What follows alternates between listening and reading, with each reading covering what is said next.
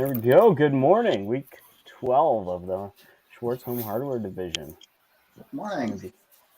I got Steve and Al here, so this is going to be fun. Yeah. Hopefully. Starting off. We need some bowling to make this fun first. So let's see what these teams got in store for us today. I could make some jokes, but we're just gonna throw the layouts of the day up on here. So Average Pros coming back for their first 2 games in a row. Henry keeps talking about it, so I'm gonna mention it too. Kim, your scheduling sucks.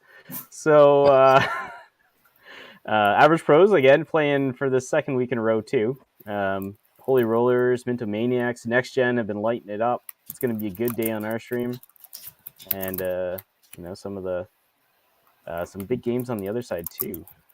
So if you're interested in seeing some of those, maybe just throw both streams up. That would be my recommendation. But thoughts on the games, the lineup today, guys? Busy day at Sherwood Park and at Bonnie Doon today with multiple teams in action. In our division, a pivotal day for the Maniacs and the Average Pros, both off to rough starts through 4 games. They've got to go on a run, much like that team that's in 11th place as well. They've really got to get going. Holy Rollers, 6 games left. They've got off to a decent start, but again, 2 big games today. And Next Gen has just been phenomenal all year. They've lost 1 game, and that was a 13-52, 13-43, I believe, the 1 game they did lose. So with 3 games left, they're looking to get up into the top spot there because the Venom and Roses are right on their tails. So, those top teams there are sitting pretty. They're not complaining. That's for damn sure. I mean, Roses, Venom, Next Gen, Rock and Rollers. They've gone through most of their games for the season, but they've got a nice little score line there, right? So yeah. And then, like I said, big day for the Holy Rollers with 2 games today. They've won 3 of their 5 games. Their 1 loss was 4.5, 3.5. So that's almost like a tie because they did tie for totals. The 1 game against the Roses. So that should be an exciting day. Definitely. And a side note, I know that next week Mayhem is 3 games. So that's, I believe it's next week, right? Yeah, we pretty much, not that we got to run the table, we pretty much got to run the table. That's the way the league goes, right? We haven't had a game under 1,200. I think we're averaging 248 or so, and we've got 5 points in 4 games. But 1 game against the Lumberjacks we had a shot at, and other than that, we looked at 13.5 and 2 big 14s. So yep. It's a tough crowd out there. All right, well, how about we pull the coaches in? We'll get this started. I've got a little animation to run.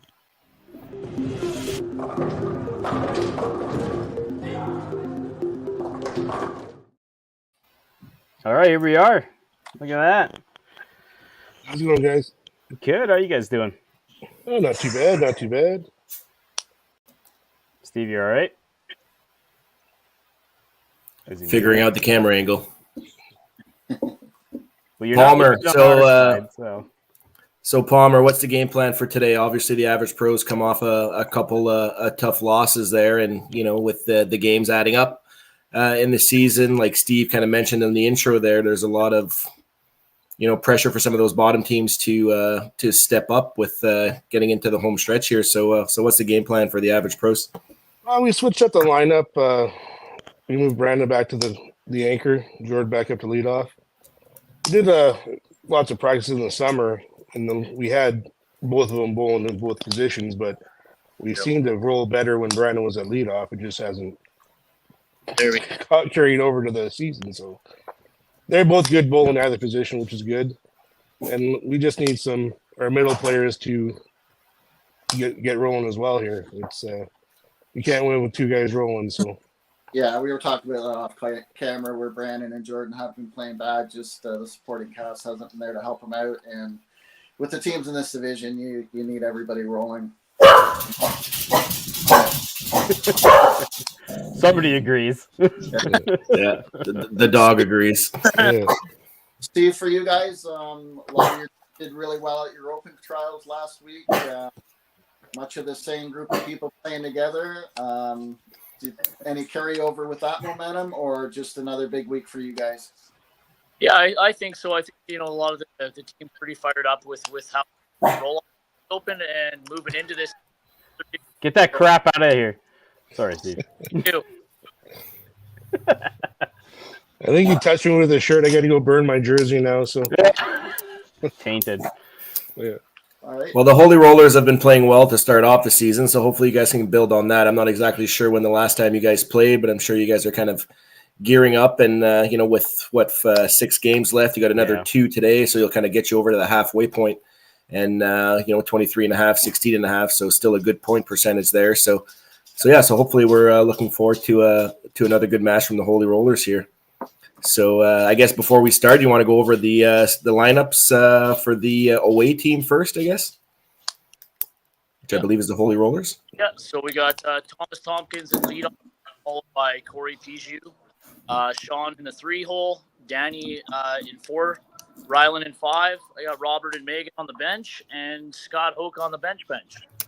The bench. I like that. Oh, Henry will be happy to know he can't even play. And Palmer? All right, we got George leading off, then Katie Hicks, Scott Rice, Henry Schutz, and then Brandon Hagen at anchor with Mark and Sue on the bench.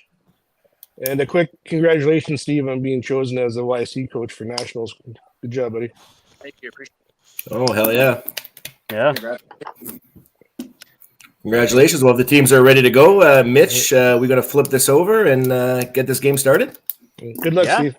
Good Who luck. wants to mispronounce some average pro names?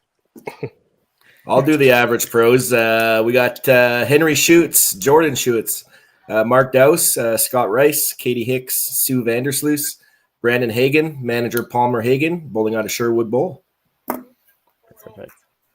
And then we got the Holy And Rollers. the Holy Rollers, Scott Hawka, Sean Tompkins, Tom Tompkins, Robert Tompkins, Corey Piju, Danny Stewart, Megan Clark, Rylan Willier, manager Steve Petrosevich out of H-Days Bowling Center in Grand Prairie, Alberta. Just like that, we are ready to go. We are rocking it so far. Yeah. It's like I've done this a couple times. All right. Alrighty, so see who gets off to a hot start here. Obviously, don't mind the scoreboard camera. Mitch has done everything that he's possibly can do to try to make that as legible as possible for everybody. We'll do our best. Hopefully, we can kind of keep track. Yeah, the Holy Rollers, they only have one tripod today, so both cameras are working off the same tripod. So This one is zoomed in a little bit. Yeah, exactly. Exactly. Zoomed in sideways. You should see what he had to work with. So this is not bad at all. Yeah. I think we'll see the numbers, no problem. Yeah. Look at this guy. Look at this guy. There we go. That's what the viewers want to see right before we start. Gotta love the personalities of Holy Rollers. Are always a fun group of guys to watch. Look at this. Look at this. Oh my god. Look at this. Yeah. That took forever for that shield to go down. As the pros would say, that's down. Yep. So good start, obviously, from the pros. Get Thomas going to start off the game. So that's always fun. Yep. I'm gonna score correct. I'm just gonna refresh the scoreboard just to see if I can get a. See, that's what we're working with right there, right from that one screen. Actually, I think that one, the lane camera, might actually have a better scoreboard, but it keeps going out of focus, so there's problems. See, this dog's gotta stop barking. He never barks. I don't know what's going on.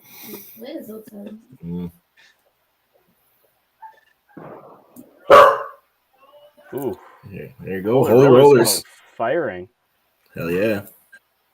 That's what we like to see on a Sunday morning.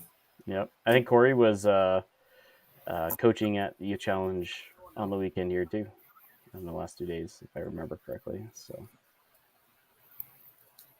yeah, like you guys were saying in kind of saying in the pregame there, a lot of the Holy Rollers have qualified out of their zones to head over to the Alberta Provincials. So, yep. Obviously carrying, they're fresh kind of thing coming off because that was last weekend, right? So Yep. So Yeah, lots. like all This the is balls this that is this is premium, tournament season, right? We got to add all the open qualifiers. Masters is kind of in full fledged all over the country. We got Quebec even doing their provincial open right now. We obviously had club tour last week. We got Timmins in a couple weeks, so it's just nonstop action all over the country. Love to see it. Regina at the end of the month, right? If I remember. Yeah, right the week after Timmins, so it's bang bang bang Go bang. time. Yeah, so this is obviously good practice. A lot of these bowlers here, obviously from the Holy Rollers, and probably some from the average pros as well, will all be participating in a lot of these events. So it's good practice to play a little bit under pressure and see what they can come up with when it comes to these cash events. Yep. Yeah, a lot of the Holy Rollers will be excited for their open provincials because I believe it's actually in Grand Prairie this year, right? Yep. Yeah, that's right. HJs. Yeah. Yep. So they'll be excited about that. And for a couple of the average pros, I know Jordan and Brandon made it great runs. It's just that Edmonton zone is just so deep and so strong. Yeah. And the first week scores at Bonnie Doon, of course, were ridiculous. You throw in that field at that center, and I think Tim Weisman was 14th with 2,700 after the day one. Yep. Yeah, the St. Albert second day definitely evened out the field a bit. Yeah, that's for sure. Yeah, you could see that with the pace, but still saw some good scores though out of St. Albert. Again, I'm not too familiar with the centers in Alberta, but yeah, definitely some good scores. So I think like Dexter averaged over 280 or something like that at St. Albert. So consistency, right? So it was good, and obviously Henry was in Oakville kind of hanging out with us, so he was kind of keeping tabs on Jordan's qualifying scores as well. So we were kind of rooting for Jordan and keeping an eye on the stats for the Edmonton zone. So it's but it's some good contingents coming out of Alberta now that that's all finalized, but we don't expect anything less, obviously. So it looks like most of the open qualifying is done now. Yeah, I can say that I did not make it. It's again, right? It's so tough to make these things, right? Oh yeah, you're bowling out of Central, right, Mitch? Yep. Yeah. I honestly bowl like crap. So see, sometimes that happens. Yep.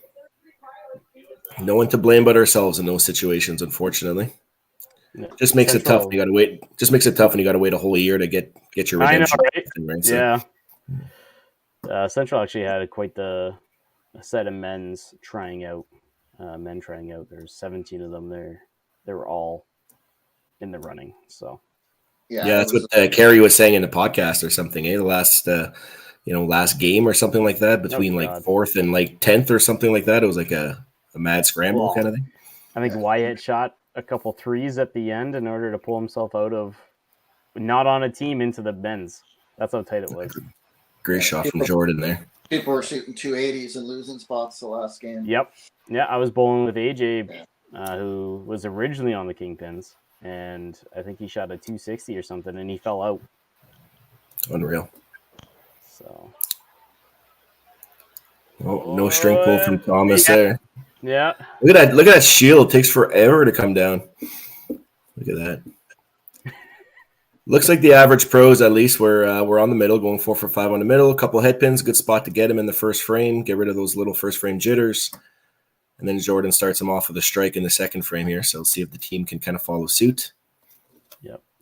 Yeah, it'd be really good if Katie could half this up here. And just get a string of marks going here for the team down the line. Ooh. Yep. Well, and I think, too, as Palmer alluded to, and we discussed pregame a little bit, that Jordan and Brandon have played okay. The rest have kind of struggled, and when that's happening, the tendency is going to be to press. Yep. Right, and this is such a small sample size, this league, where you can, especially if they've only played a lot of weeks with one game. You make all that effort to come out, and then it's over before you know it. So, yeah, we obviously know all these people can play, right? So it's just a matter of they play. Who can find that rhythm together, right? And the average pros are such a close knit team doing so many activities. before, like Palmer mentioned in the pregame, kind of doing a lot of practicing over the summer. So he also mentioned that sometimes it's just a matter of them wanting it too much, maybe, right? They want to win so much. They want to prove it to everybody that they can play. And sometimes that just, like you said, leads to pressing a little bit, right? So, Yeah. Yep. Corey, watch out. well, I'm going to say that wasn't a strike because he's picking up a second ball. So, Corey, go. Where's the manager, Corey? Blocking the pin deck. Oh, there we go. Sean got a weird 8 count. And he still gets it on the inside for the big 30 count there. Yep. No harm, no foul. 30 counts are good where I come from. Yeah. Again, we're kind of seeing it on the average pro side, the middle of the lineup kind of struggling to start. See if Henry can kind of do something here for Brandon. There we go. Yep. We got some clapping going in the background here. That's the Holy Rollers. The average pros don't give us audio for various reasons. Henry was mic'd up in practice. We should have kept him mic'd up, see what's going on in the pit over there for the average pros. One day we will. Oh, we go 3 spare. 3-pin spare. It's an Al Paquette special right there.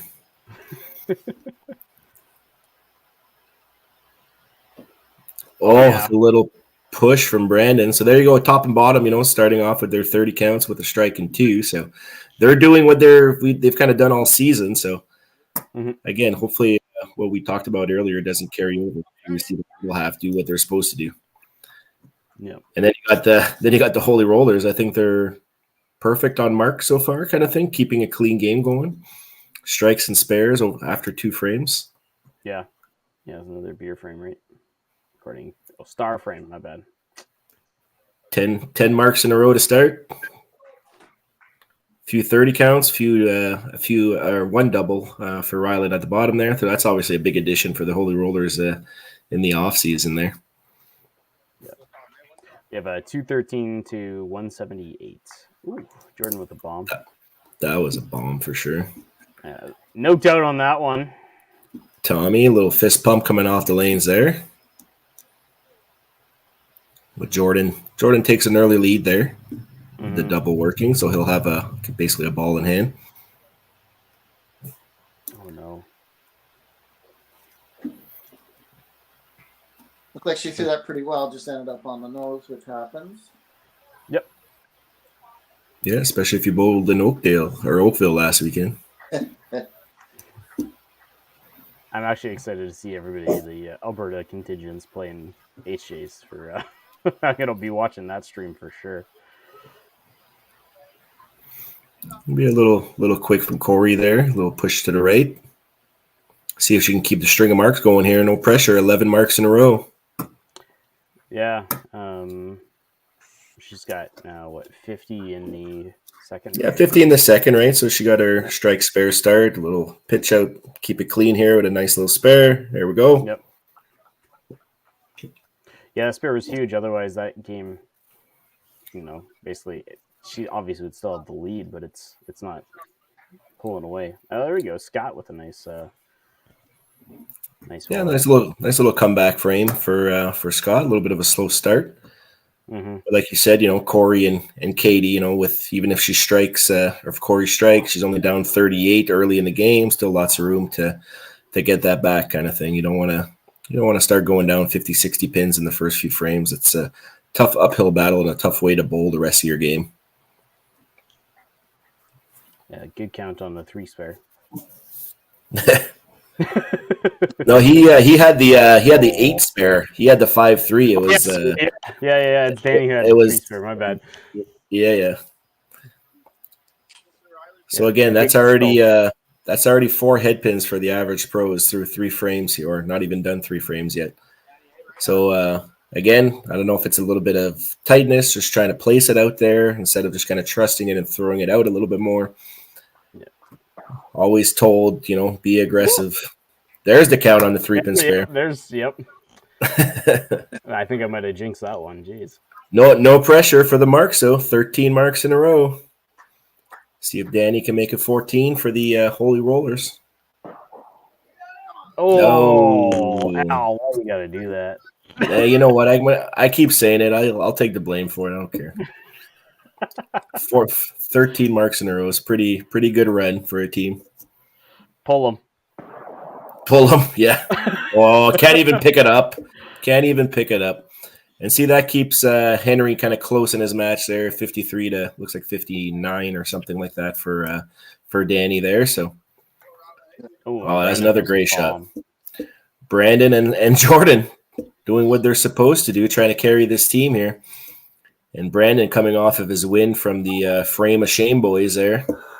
Yeah, I've seen that. Close win. It was a close match. Wow. The youth bowler there, I believe Ashton, played pretty well to keep it close. So Yeah. They kind of screwed him at the beginning of that video because they showed him shooting a 5, but he actually started with a double, and then he shot a 5. Oh, yeah. I didn't catch that. Yeah. Like, I know they didn't show. Oh man. Applying pressure. Well, hold on. Tommy will probably fall down there. Give it a sec. No. You know what? We take the chop on that one. No bonuses. I think he'd definitely take the chop there. So he's gonna fall behind on Jordan a little bit. Oh my gosh. Katie is pluggy the last couple frames there. So who do we got on the bench for? We got Sue and Mark on the bench for the average pros. Maybe depending on the next shot here for the Holy Rollers. I don't know if it's time to think about a pull. Steve, Mr. Coachman, I don't know what your thoughts are behind that. But yeah, chop, miss spare, kind of a 5-5-5, 2 head pins. Maybe not feeling it. It's tricky because she's hitting it, whether you give her one Yes. more adjustment. The last thing you want to do is put someone in who might not be hitting it, but Well, again, even in the second frame, she punched on the second ball. So Yeah.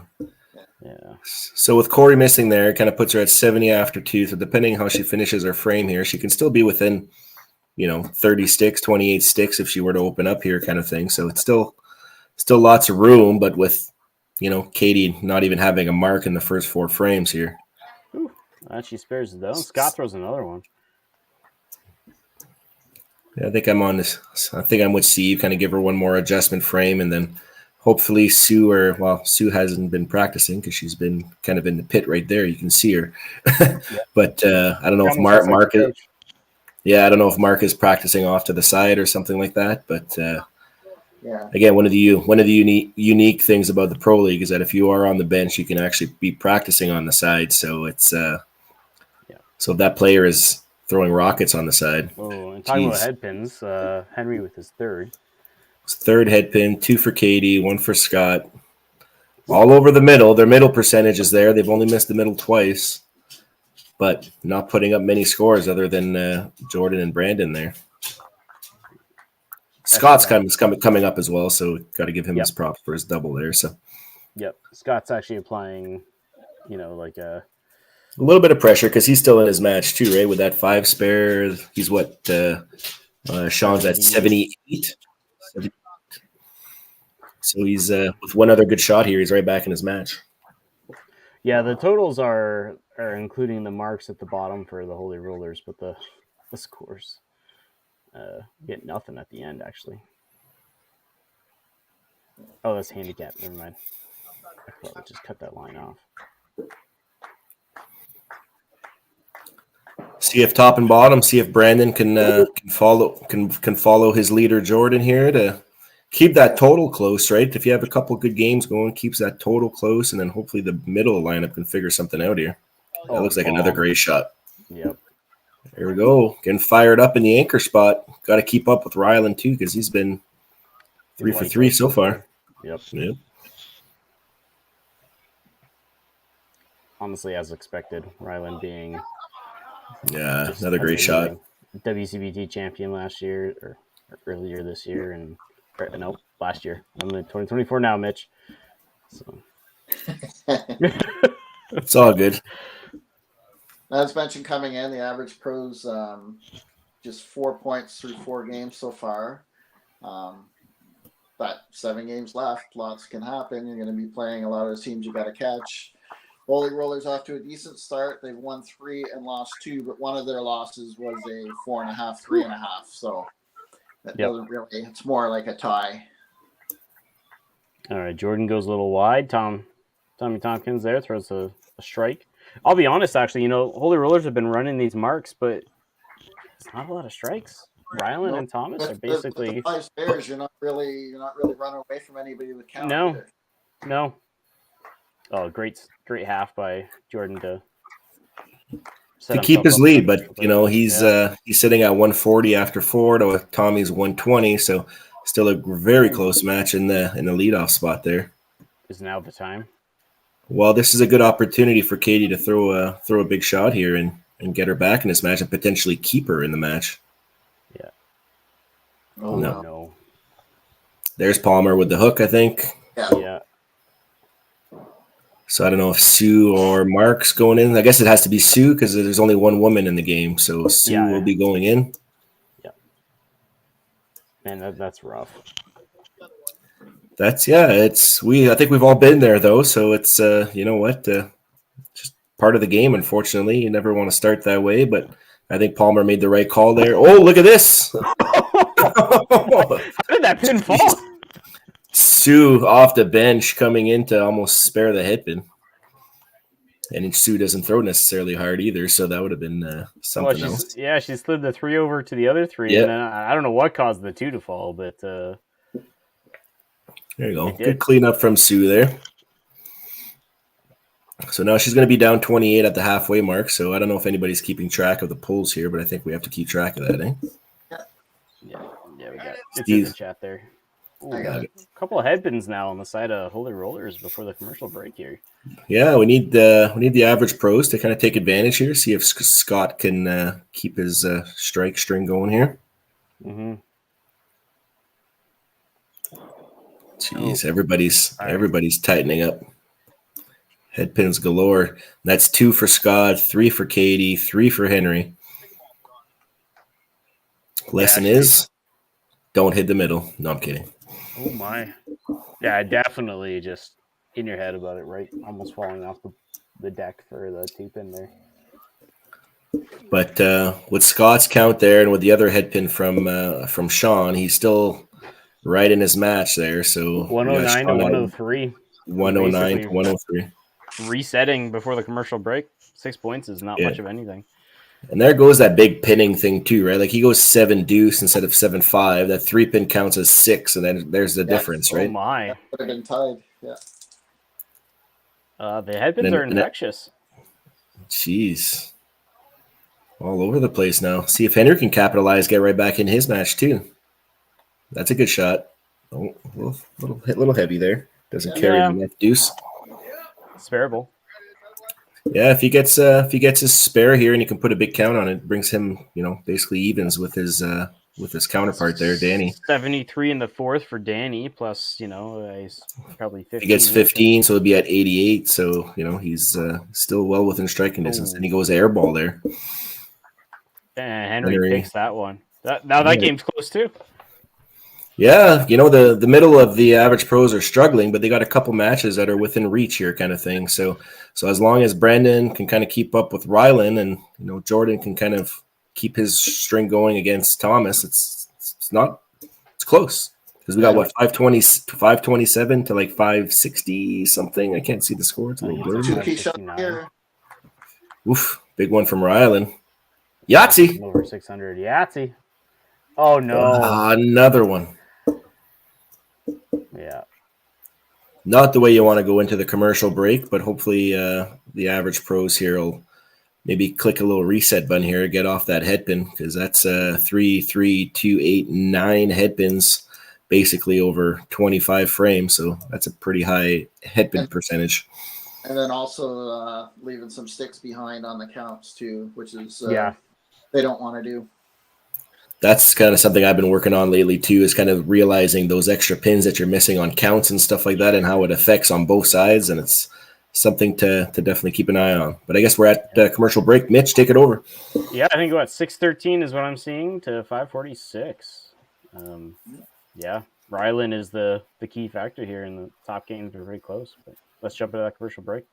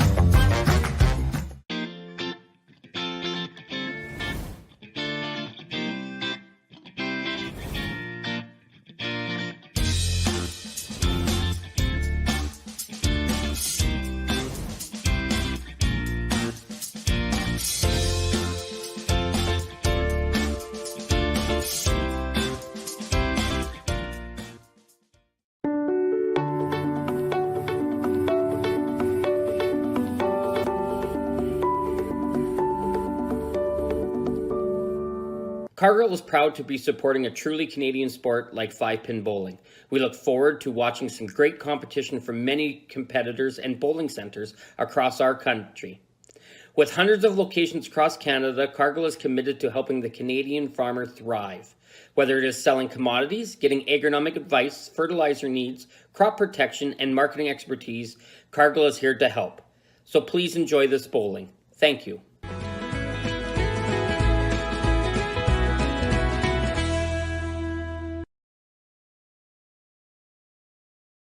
When you come to the Canadian Brewhouse, you'll feel right at home. We work hard to make our house your house. With an affordable menu of appetizers, entrees, desserts, beverages, and killer deals on daily specials. At our house, you never miss a play. As sports lovers, we've ensured each location includes over 50 TVs and our signature Jumbotron. The Canadian Brewhouse is the place people want to be.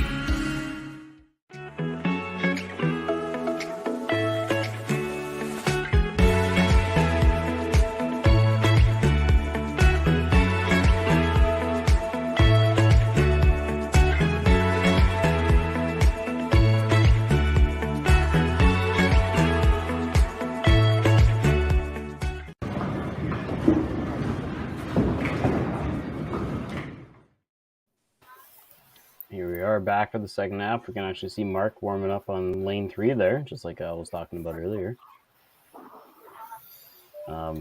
Before we have go ahead.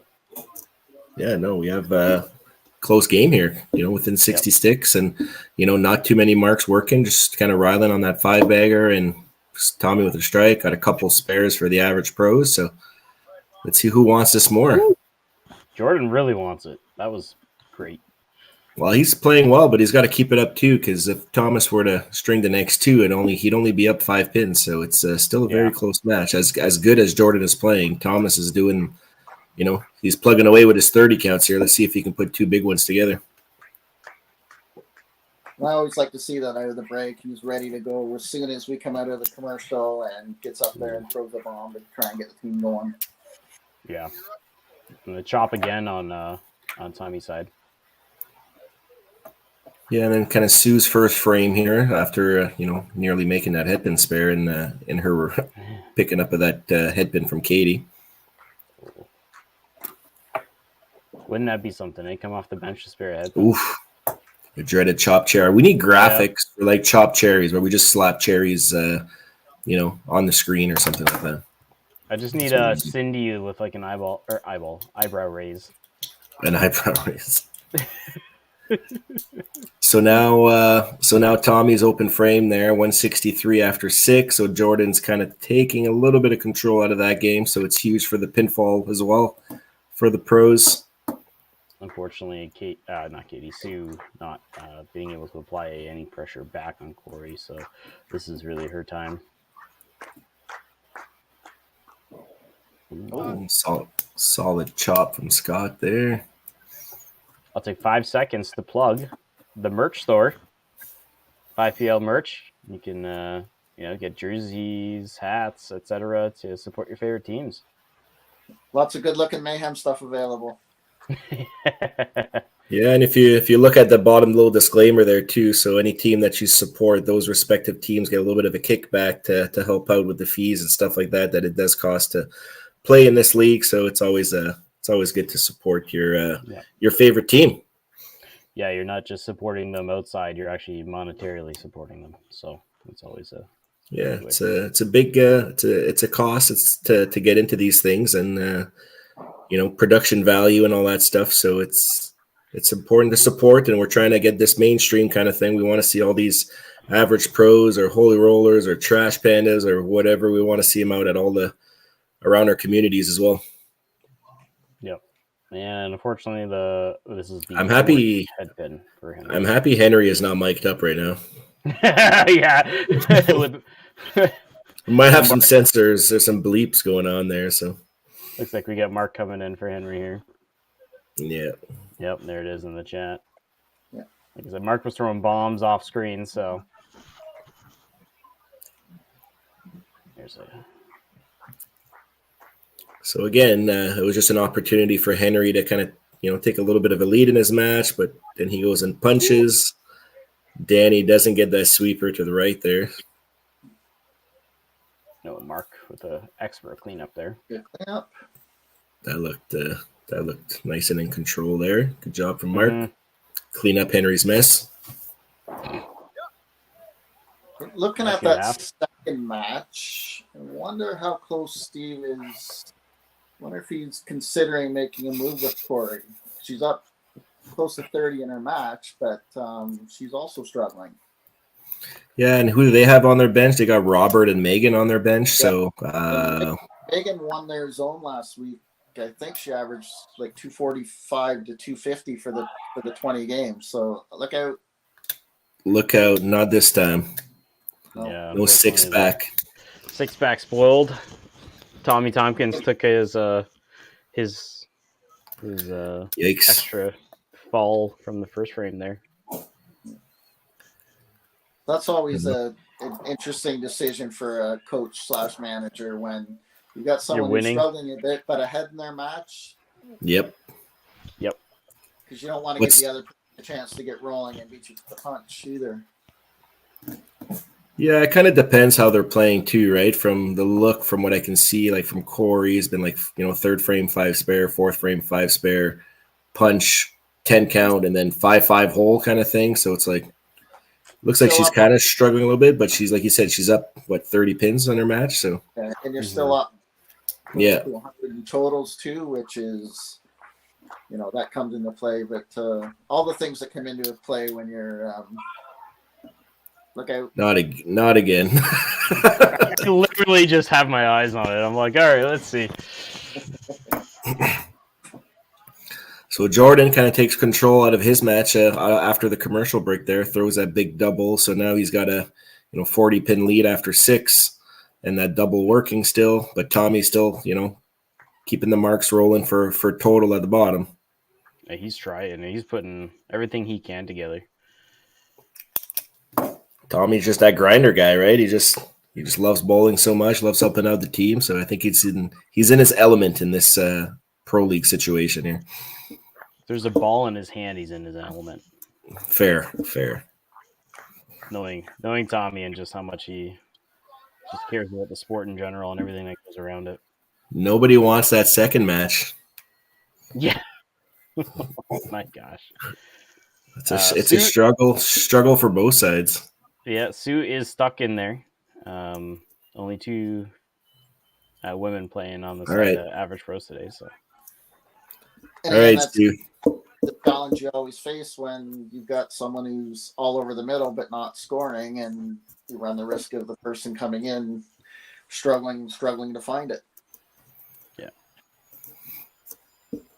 So, Steve and the Holy Rollers not really budging here with Corey. It seems like, she's got to they must be going with the adage that she's in the lead. She's got 125. She's ahead by 30 with 3 frames left. And maybe she's looking on the other side, or maybe Steve's looking on the other side too and seeing Katie and Sue not really playing super well. So they're like, you know what, we're just going to let her ride. Yeah. Scott not following through with that ball. You can see his. Oh, they all fall down that time for Sean. That's a big double for Sean there. So that kind of gives him control of his match too against Scott. So. So if the average pros aren't careful here, they got to they're going to have their work cut out for them.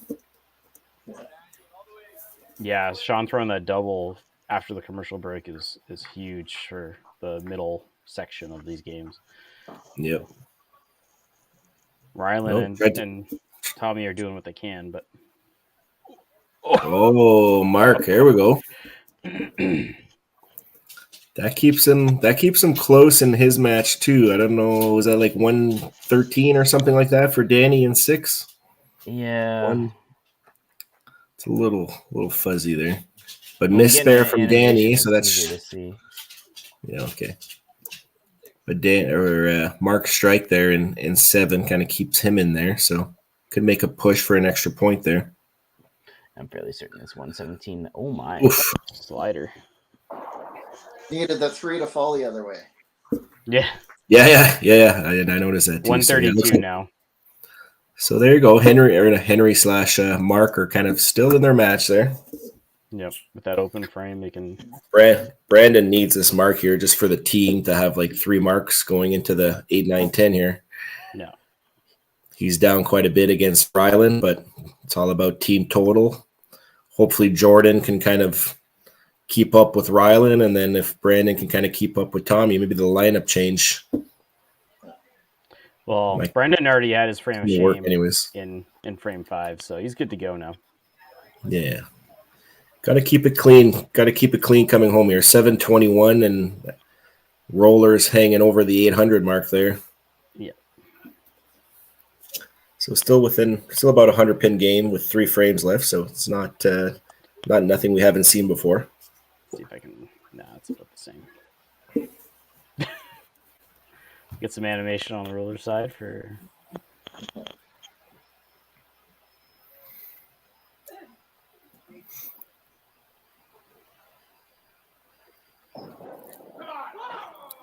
Oh, Rylan almost falls on his face and still lets it. I think it's the 841. You don't have to stick the landing. No, it's no points for style in this game. No. Looking like 841. Great shot from Rylan. He's sitting at 237 through 6, so just a monster score there. Playing real well, as he always does, it seems like. I don't know what is the averaging during the Pro League, but it seems like he's thrown a few big games already. 811, my bad. 811. Oh, no, I think 811 was before the strike. So no, I think your 841 was good, yeah. Yep. So good count there from Jordan, but Tommy comes up with the strike too, so he gets his 30 count to get to 193 and 7, it looks like. Oh, no. Something like that. A little fast. Yeah, and Ryland's been averaging 286 coming into today, so it's not going to get any worse. Ooh. Corey with the ball. Yeah, definitely not going to get any worse. And then Corey there throws a big strike to kind of put some pressure on Sue here. Jordan with 256, still in decent control of his game kind of thing. Obviously the ninth frame will be a good setup frame. Yeah, 208 on the other side with including the strike for Tommy, but 2 balls in hand. Yeah. Corners for Sean. Good shot. Good through. There you go. Sue answers. Sue answers the bell with a strike and 8. So it keeps her in her match. Got to set it up in 9 here. That was a big count from Sean, so that'll kind of give him a good, 50-pin lead, 52-pin lead after 7 with a spare and 8 over Scott. See if Scott can find the side here again.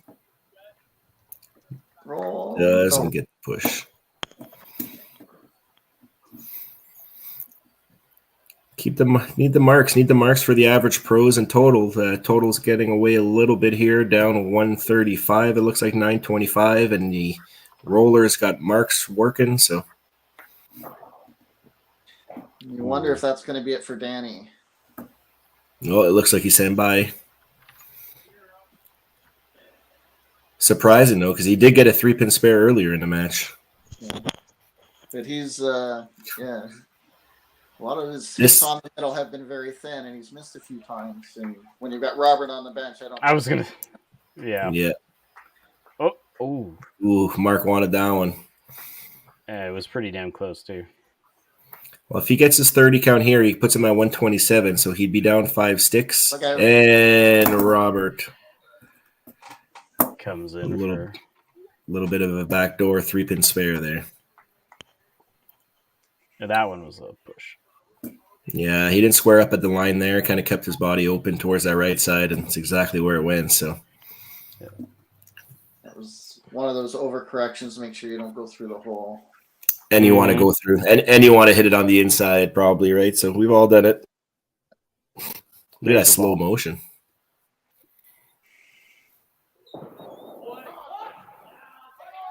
Oh my gosh! Oh, what a cheap house! Great shot from Rylan there. Clearly in control of his match there. He's got about a 100-pin lead here on Brandon. And pinfall is 150 now, with a nice frame from the Holy Rollers there, keeping it clean all the way down. Brandon with a bomb though. Big 30 count for Brandon. Yeah, we got 126 points, 7 points separating them. So ninth frame is going to be huge. Ninth frame is huge, and there's still some individual matches that are up for grabs here too, which is important at this point for the average pros. If total gets out of hand, then they can try to scrape a couple individual points here. It'd be huge. And the average pros hasn't added the marks in, right? So we got 45 to add to that. Oof, a little thin on the left for Jordan. I think average pros includes marks, doesn't it? You mean, are you talking I think Holy so. Rollers? No. Oh, well, that's okay. Well, that'll basically give the match to Jordan, I think. Maybe not mathematically, but it'd be hard not to. It'll be hard not to. Oh.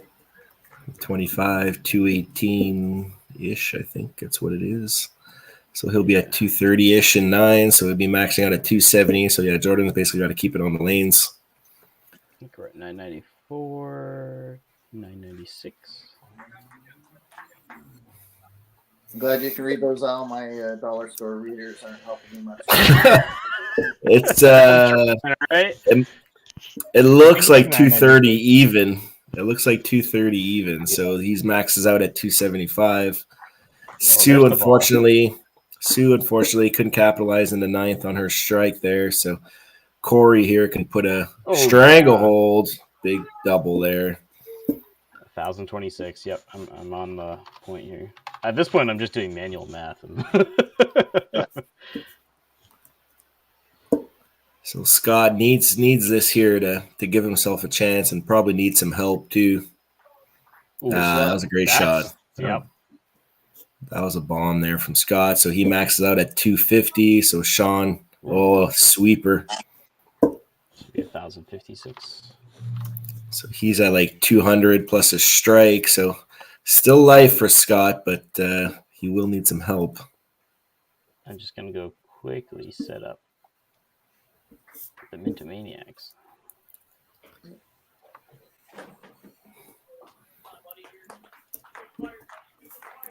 So again, need that middle of the lineup to help out, and we really haven't seen it here for the pros again in their morning match. Jordan and Brandon playing well. Oh, a little kick from behind, maybe, or couldn't tell if it pushed, but good pull from Steve there, bringing in Robert for Danny there. Comes in off the bench with a 3-pin spare and then throws a bomb. Oh, and Robert's so solid, so if someone's not. Yeah. You're not going to lose anything. Robert was fun to watch when he made his run at the Autumn Open in Calgary earlier this year. So he's he played really well, and it's nice to see these guys play well. They're fun to watch. I'm always a big fan of animation, personality, stuff like that. So big props to Robert for that great finish. Yeah, no, absolutely. 120. Nope. Another great shot from Brandon there.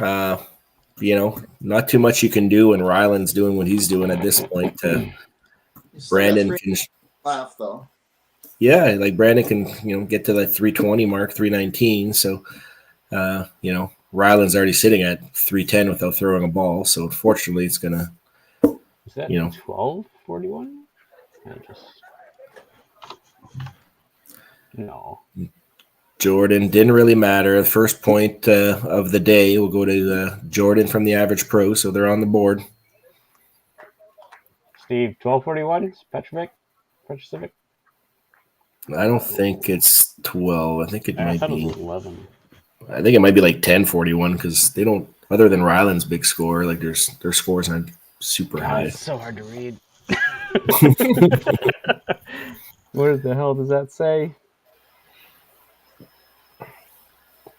We'll go bowler by bowler. It looks like the total is probably going to go to the high rollers because they have all these marks kind of rolling here, and they're already up 170 pins. So it looks like the pros here are trying to get a few points here to individual points to finish this match here and head into they play right after this, right? So they are back to back. I wonder if they're at the point where Palmer are thinking about putting Brandon and Jordan together in the lineup 4 or 5 and hope you get someone up top to get going and then see if the two of them can feed off each other kind of thing, right? Yeah. That's fair. Yeah, I like that. I like that 4-5 combo. That's kind of where my mind would be after watching just kind of the way everybody's kind of pressed, and as a team, when you know what's happening with you've got a bunch of people that are struggling and pressing and 2 that are going, wow, it doesn't get better until someone can actually get it going. Yeah, good finish from Sue there. Nice little 30 count to finish. So hopefully gives her some confidence if she's going to potentially start the next game. And here's Corey after, we contemplated, potential pull there, proving us wrong in 8, 9, 10 here, putting a 3-bagger together to, she's got 170 now, so she can bag out for 260. So great game from Corey there. Thanks for proving us wrong. Yeah. Well, Scott needed the bag out there to give himself a chance against Sean. So unfortunately, that's not going to happen.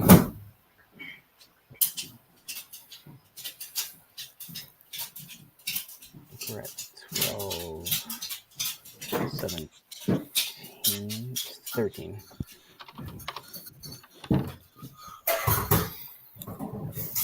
I don't know if we're putting points at the bottom there for the average pros, but the pros should have 1. 12, 15. Should be 1-1 now after the first 2 bowlers.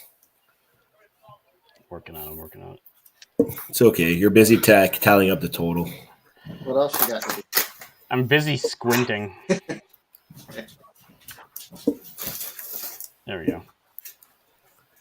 So that's a 243 game from Corey there. So great finish from her to bring up her score a little bit there. She was sitting at 120 after 7, so hell of a finish. Should be 1241. Then we got Sean. That'll take his match against Scott.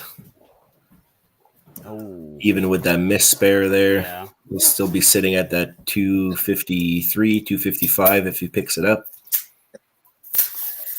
So very kind of steady game at the top 3 there for the Holy Rollers, 258, 243, 255. Nice little solid score for them. Also helps when you got a guy shooting 3.5 at the bottom. So, yeah.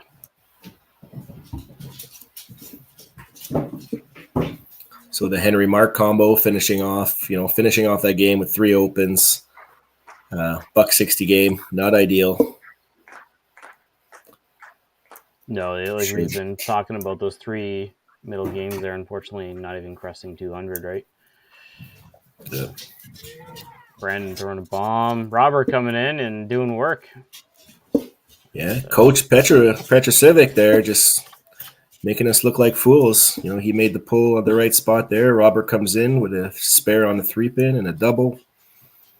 Just bumping up his stats now, bumping up the average. Brandon finishing strong as well. First one in 10. He had potential of 319 there, unfortunately, in a losing cause, but maybe try to give the pros some momentum going into the next game.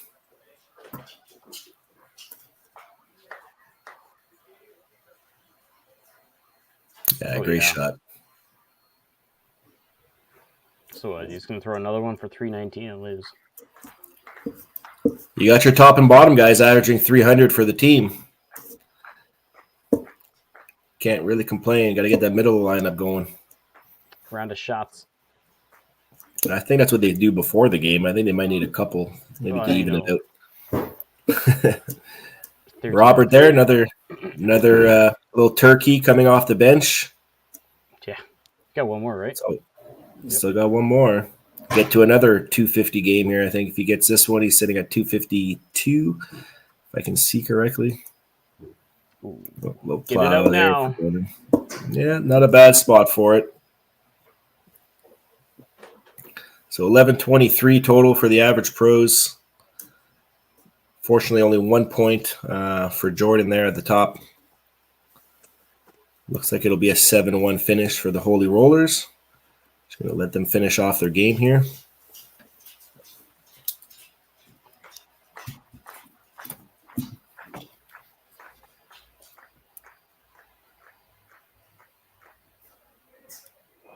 Oh, probably one of his better ones. Gets roasted.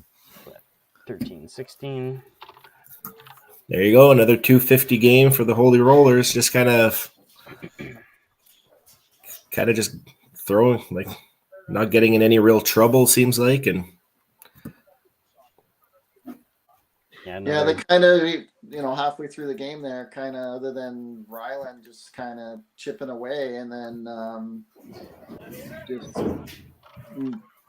average pros couldn't put any pressure on them, and once they got it rolling, they just ran away. Yeah.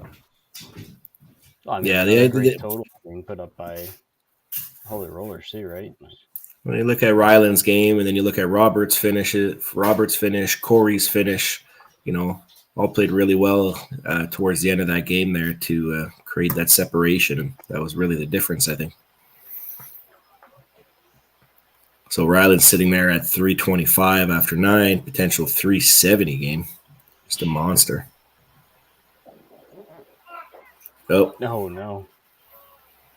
It's all right. So he's 345 plus whatever he gets on the next ball. So hell of a game from Ryland. Yep. He needed it all. Brandon shot 310 at him, so it was still a close match, even though it seemed like Ryland kind of had control throughout. But 1353. Clean game, apparently. Yeah. All right, let's jump it back over to us with 7-1, 1353 to 1123. Yeah. What else are we going to say about that? We've been talking about Jordan and Brandon doing work. Yeah, they definitely did their job, but unfortunately, the Rollers were just kind of more consistent throughout their lineup. Unfortunately, they had, low game was 245, and then they had a big monster from Ryland to carry total to a 200-point win, right? So it's Ryland. Well, the Roller. Ryland got off to a big start and kind of let everybody else freewheel and get their feet under them, and the average pros just couldn't get close enough to put pressure on. Yep. Yeah. Well, let's pull Palmer in here. I got him sitting in the wings. Hey, buddy. Hey, guys.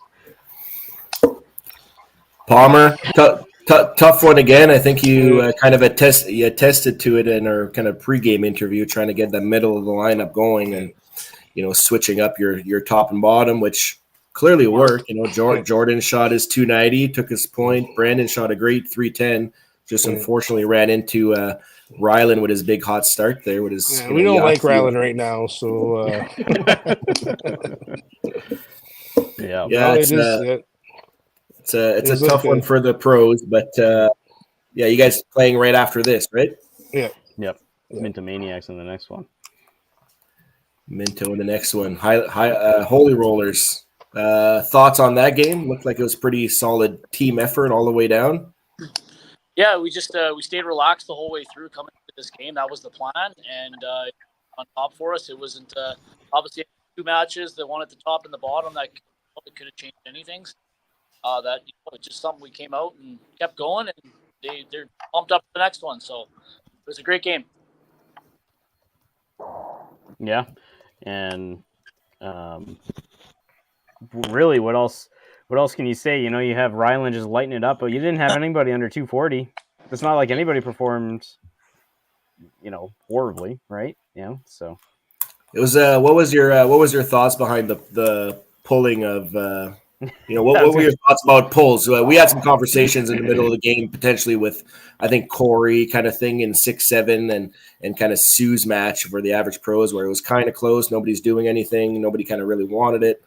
And then you took out Robert in the 4-hole there, and he came in and threw really well too. So we're just curious on your thoughts on that. Yeah, I just Danny kind of talked aside there. He's throwing pitching left every time. He just wasn't feeling it, and I knew I had a good pull off the bench and paid out on top for us. Good. Yeah. Yep. Proved us wrong. Clearly, it worked. So special. They started off, so it was good. Yeah. Well, with that, I think we'll jump into the commercial break and we'll get average pros. I don't know about you guys, but if I take a hard loss, I want to play the next one immediately. Yeah. We're trying to get to the side of the middle of this game, see if that helps us a bit. Great. What, 9 head pins in the first 4 frames? Yeah. Great. Yeah, that's crazy. Yeah, it doesn't usually help. Yeah, right? Yeah. I expect nothing less from you. Yes. All right, so we'll see the average pro shortly. Holy Rollers, we'll see you guys in an hour or so, right? So. Good game, Steve. Good luck on the next one. Thanks, buddy.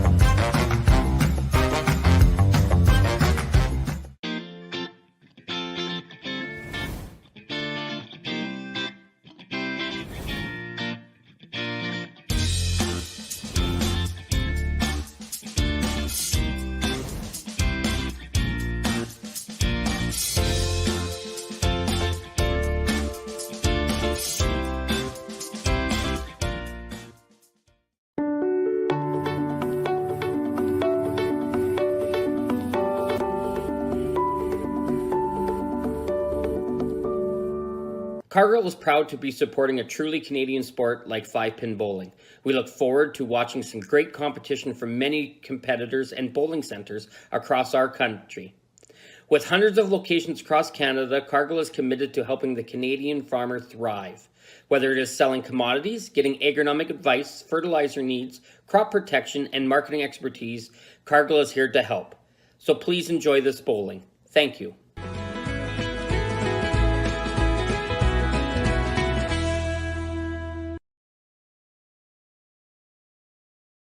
When you come to the Canadian Brewhouse, you'll feel right at home. We work hard to make our house your house. With an affordable menu of appetizers, entrees, desserts, beverages, and killer deals on daily specials. At our house, you never miss a play. As sports lovers, we've ensured each location includes over 50 TVs and our signature Jumbotron. The Canadian Brewhouse is the place people want to be.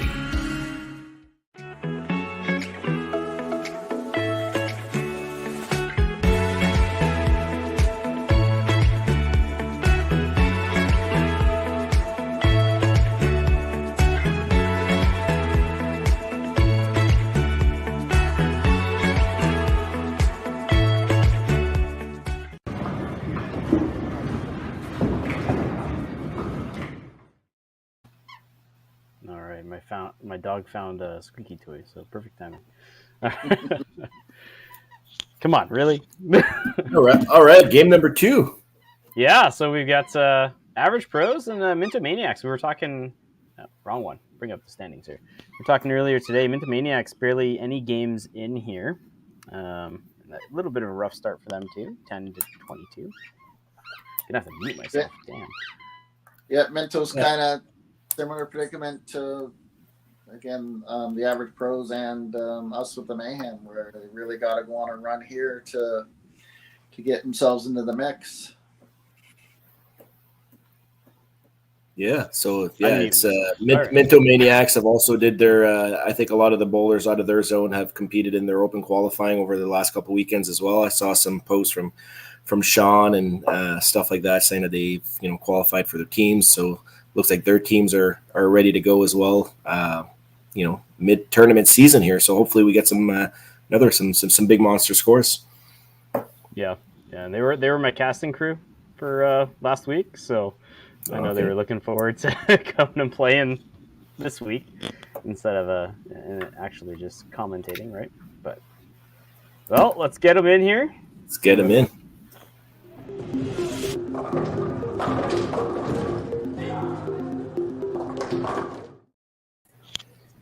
You can tell Henry that the scoreboard for Minto is almost as good as yours.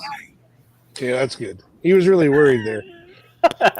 Yeah, that total was really close last game. So, damn, Al. Well, once he was out of the game, he has other stuff he has to worry about, right? But yeah, just other reasons for Henry to be grumpy about it. Yeah, exactly. Or to bitch about. So I can see the exact same 5 players starting for the Average Pros. So we've got a bit of a lineup change, right? Yeah, Palmer? we've moved everybody around a little bit.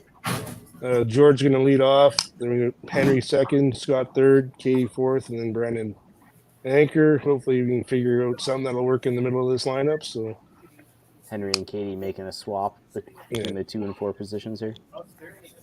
No. There you go. Minto, first game of the day.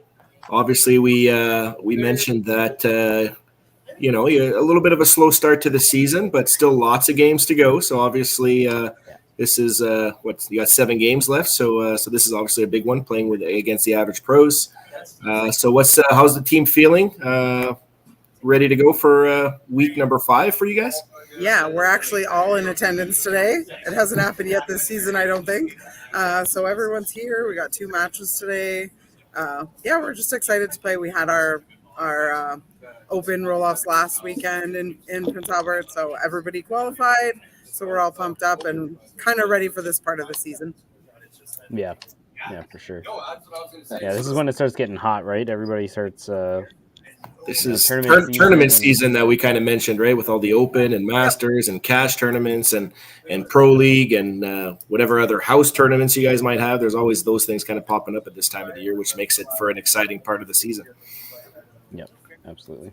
So we got the Joe's lineup just announced by Palmer. Did you want to go over the Minto lineup for us?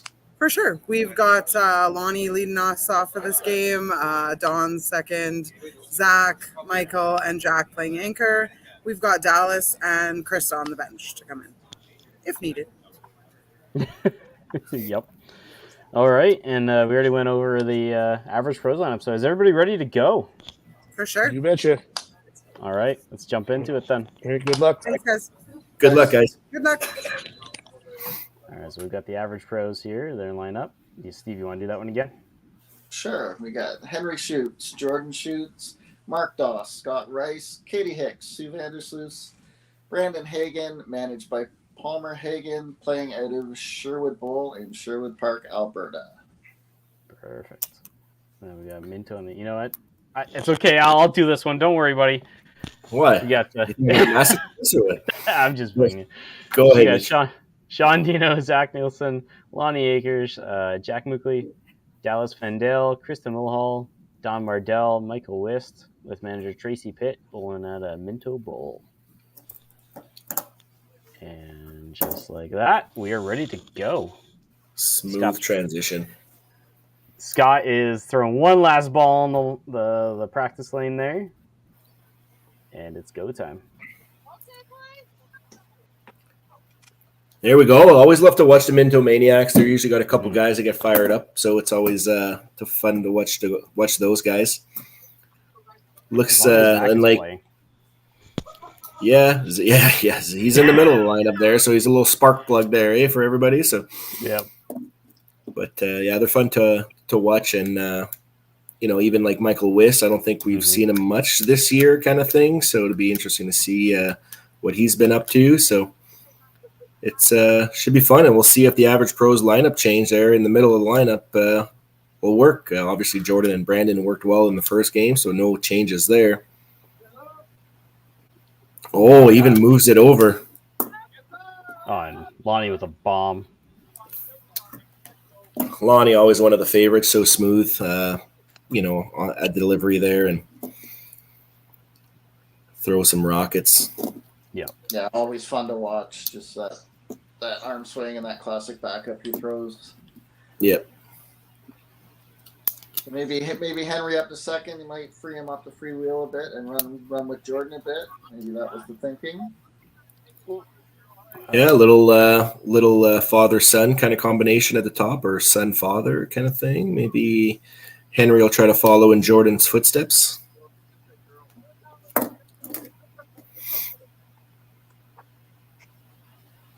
Oh, he says, I can do you one better, buddy.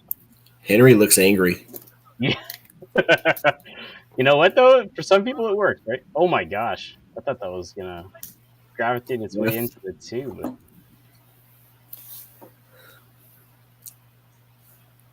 Yeah, so like they mentioned, for the Minto Maniacs had their open qualifier, so everybody qualified for their respective teams. I'm not sure, if everybody's on their men's or women's or mixed teams or whatnot, but qualifying nonetheless is a feat on its own. So congratulations to all of them for qualifying.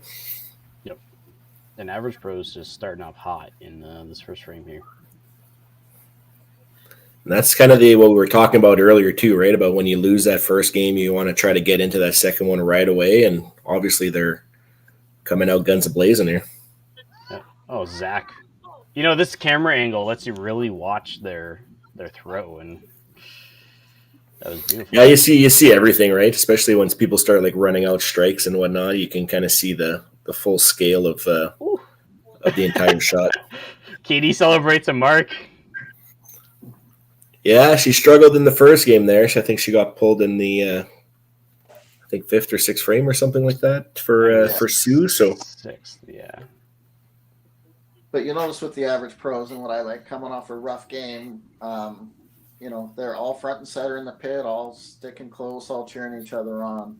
Truly a team there. Oh yeah. Yeah. Great frame from the pros. Yep. That's what we want to see from everybody. We'll see some good, but like you said, the pros are such a tight-knit team, and like you said, everybody's in the pit. Sue's right there at the computer, kind of cheering all their team on. So it's that's why they're so fun, right? They're so fun. Yeah.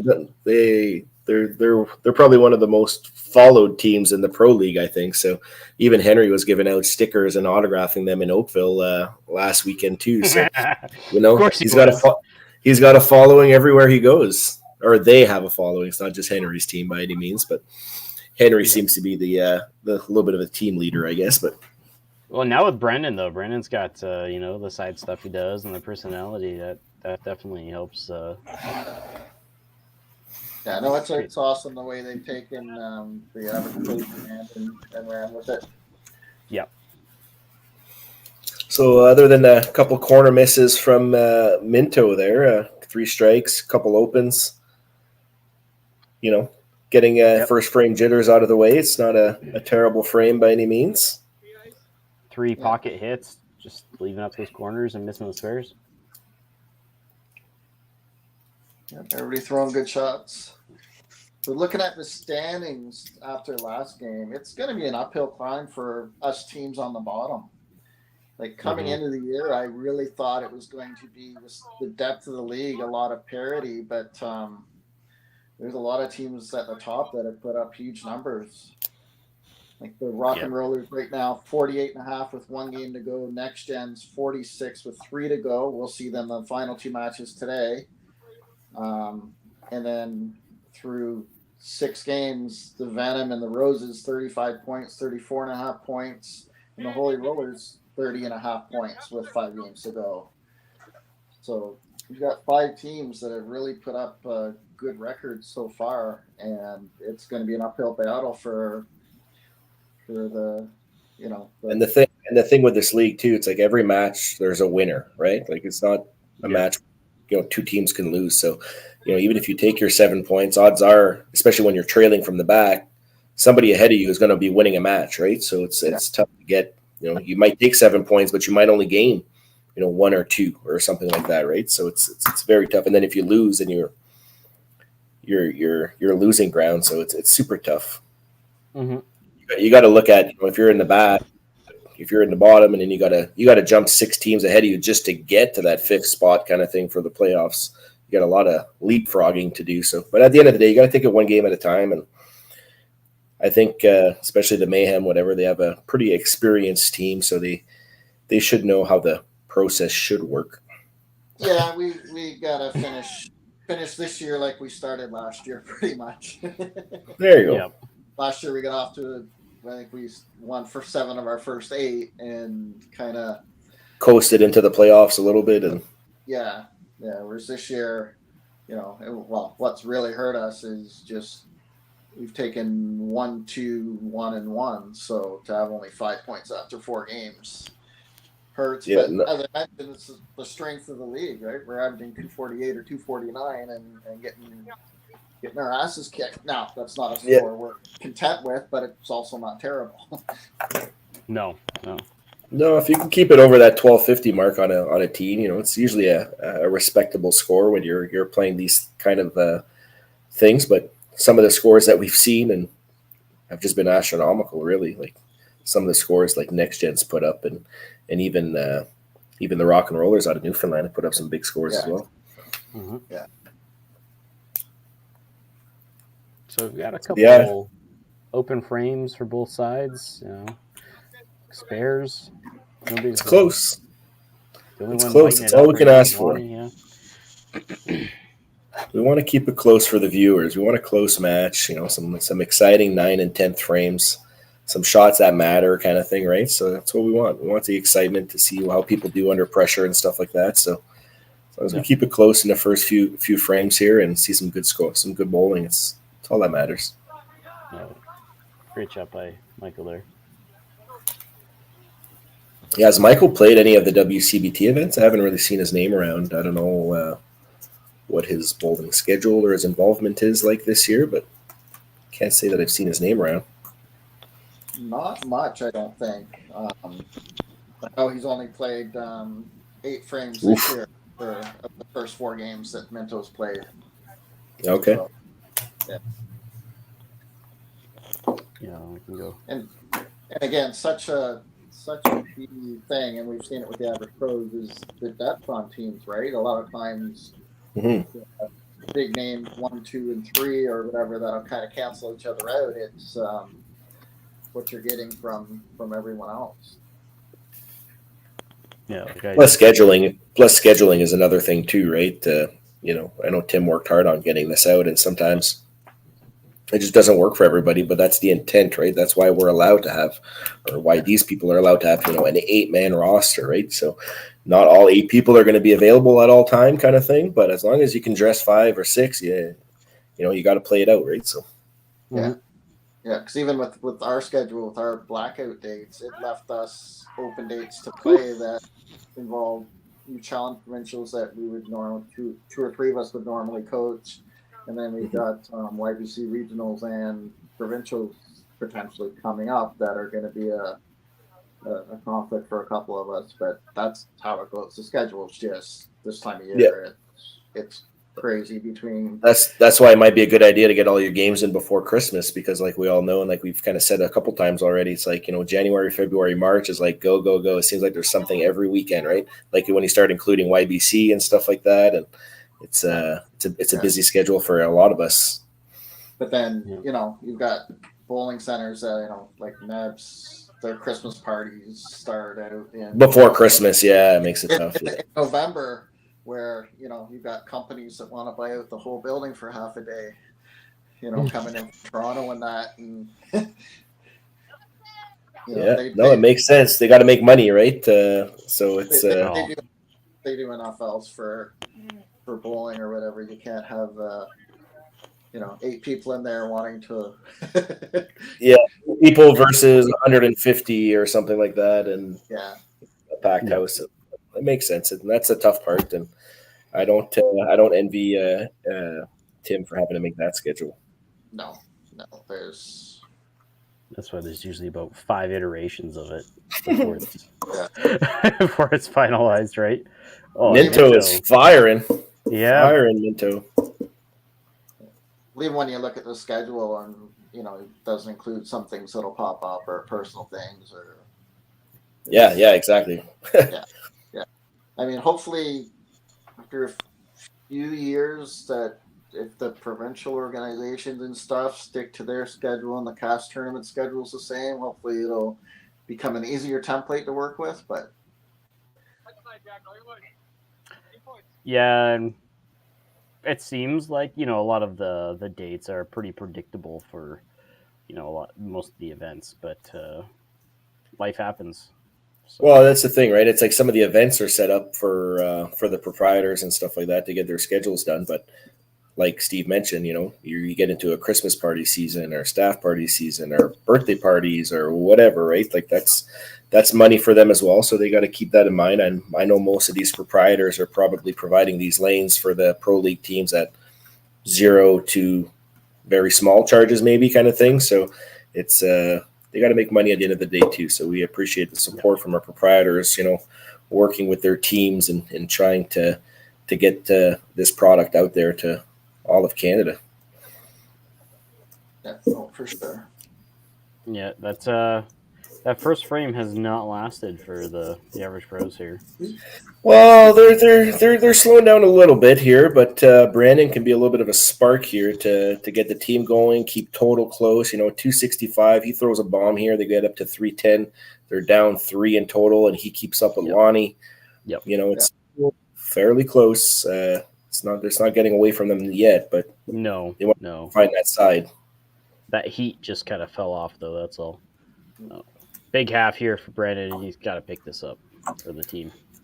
Pick it up for the team for total. He's got a decent lead there with Jack kind of struggling out of the hop there. I see somebody practicing on the left-hand side there in the Minto, so they might be looking at pulling Jack maybe with a couple headpins. Might be on a short leash there. I know Sean's probably practicing. I think he's on the bench. Oh, that was Grand Prairie. That was going down. Sean might be out. I thought Tracy said that he's good. Sean is out. I think is it Dallas? Yeah. Dallas and Krista. Okay, so maybe one of them practicing off to the side there. Just for the speed of the ball, I'd assume it was Dallas. So Brandon, a little bit of a lead there on Jack. So keep an eye on that match from the Minto side. Might be looking at a pull coming soon before the break potentially. But Lonnie here off to a great start here. At least the average pros has Jordan sitting in that pole position, right? So if you're gonna have anybody, at least battle Lonnie back and try to keep it in. Oh, they both throw chops. Power chop from Lonnie there. So I'm not sure if you liked that one or if he was happy with the chop because it looked pretty heavy from this angle. And the cherry. That's textbook. That's how you half a chop. Any kids out watching here? You shoot between the pins. That's how you spare the chop. I think it's easier said than done there. We can have for kids. We can have that debate. Yeah. I like, especially on a mark. Don't get cute. Make sure you hit the free pin. Even if you cherry it, you're gonna get the count on that. You should just aim for the 3 and miss by a little bit. Doesn't matter which way. Start to see more, especially kids or lower average people get cute and miss it completely. Yeah. But again, with Lonnie, we're not talking lower average people. We're talking elite. Don there throws a nice double in the 2-hole there. Henry threw a great shot, just hung the right corner there, so got tapped a little bit, but great makes spare, it spare. I think Lonnie is one of my favorite bowlers to watch. Like, I will never do that. I'm not tall enough. I'm not skinny enough. I can't bowl like him, but like, I love watching him bowl.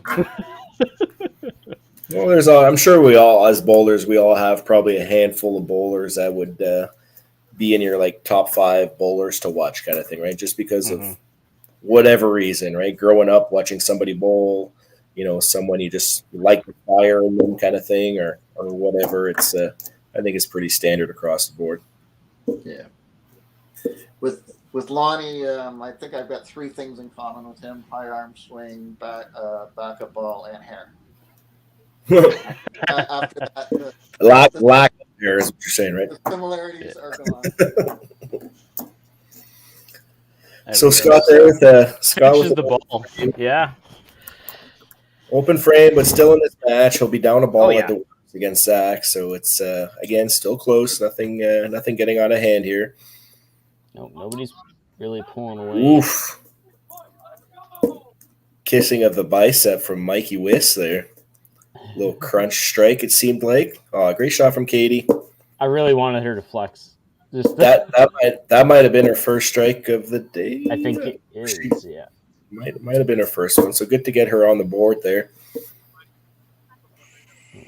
And of course, last year Kate had the greatest fill of all time. Yeah, could we not talk about that, Steve, please? That'd be great. Sorry, yeah. Oh, yeah. Yes, it was against us, and yes, it was fun to watch. It was not fun to be on the receiving end of it, but yeah, she went TV shot, bag out in 10, and then the team ends up winning by like 1 or something like that. I remember that. I think were we doing that one, Steve? I was, yeah. Yeah, so then I was too. And don't worry, Al, I get enough bad flashback memories doing that. From that might have been talk about. That might have been the demise of the Mighty Plex right there. That's why we didn't come back this season. No, I'm kidding. So Brandon kind of lets the door open a little bit for Jack to get back into the match a little bit here. And again, only 2 marks from the pros to 5 from Minto. So this will be a big frame heading into the break here to hopefully get some momentum for the pros here. Because you don't want Minto another frame like that together. They got 2 doubles working and a lot of points available there. It's not easy for Jordan and Brandon to be in that situation where they know pretty much anytime they miss, they're giving back a bunch of pins for totals because everyone else is more or less struggling. Well, actually, I mean, in this game, Lonnie's feeling players are actually performing, better than Brandon and Jordan. It's Scott's on a little bit of a mistrain there. 5-5-5 his last 3 frames. At least Katie's been on the middle of the spare. Got her first strike, so hopefully it's positive thoughts moving forward here. Yeah. Lonnie though, that's the thing. And especially with all these marks coming down the line here, if they put up a bunch of 30 counts, that can create quite the separation here. Well, Dawn had a rough start, but man, she is shooting now. Yeah, great start with a turkey there for Dawn. Takes good control of her match here against Henry. Henry throws a good shot though. Yep, needed that one. Need it down for the team again. Pros are probably just trying to string some marks here into the commercial break here, and hopefully get some help from Minto as well. But yeah, this is where you gotta stay patient and chip away. Because I use the analogy: you can't hit a grand slam with nobody on base. Exactly. You can't make it all up at once. You just kind of hang around and then hope you get it going. Scott. Yes, Scott's still in his match here, though, right? He's only down 15, but he's clearly having a hard time finding the middle here in the last 4 frames. Yep. Is that a hook here? We got Mark going in. Is he on the bench? There's Mark's there. So not a bad call there, Obviously, Scott struggled the first match finding the middle, and he clearly having some issues this game. So here comes Mark, try to pick up his 15 here. And still in his match, so he's still got a chance here against Zach. Picks up his 15. He's down 13. So still lots of room to make that up. Yeah. Luckily, Zach opened up on the other side, so that third game is still really close too. So here comes a big shot here for Katie, maybe for some confidence for herself as well, and give some teams at least kind of give the pros 4 marks heading into the break, hopefully. Here we go. There we go. Great shot. Crossed over to the left there. Yeah. Michael Lowe Wisty. He's looking at Lonnie up there, and he says, "I can do that too." Yeah, he's trying to keep up. You got 2 guys kind of playing really well there with Lonnie and Mike, and then you slapping Don in there too. Yeah. You got 3 guys rolling, girls rolling there. So yeah, and Zach's I did. If he made the spare. Ooh, yeah. Brandon answers. Oh my! Brandon, we're happy with the chop. Yeah, and even if Jack spares this, he's down 20 kind of thing going into the break. So it's not the way he started. It could have been a lot worse. But luckily for him, Brandon kind of struggled in 3-4 there to kind of keep him in the match. Solid. Oh, and the cherry. Solid 5th for the pros, though, heading into break. Give themselves some strikes to build upon. Yeah, they'll definitely need it because 2 triples working for Minto, and they're already down 140 pins on total, so they'll definitely have some work to do in the second half. Yeah, those totals are accurate, 632 to 488. So commercial time. Yep. I wish you could just click the button, buddy. Click the button. We got to keep this show on track here. We're going to be on schedule.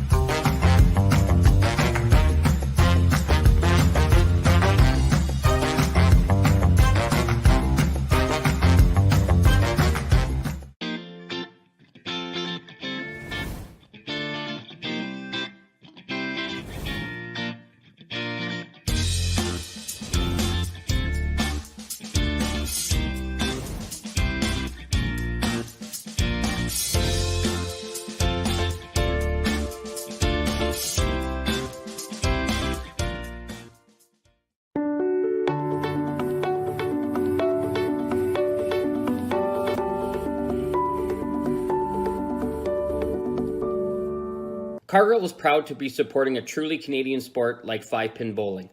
We look forward to watching some great competition from many competitors and bowling centres across our country. With hundreds of locations across Canada, Cargill is committed to helping the Canadian farmer thrive. Whether it is selling commodities, getting agronomic advice, fertilizer needs, crop protection, and marketing expertise, Cargill is here to help. So please enjoy this bowling. Thank you.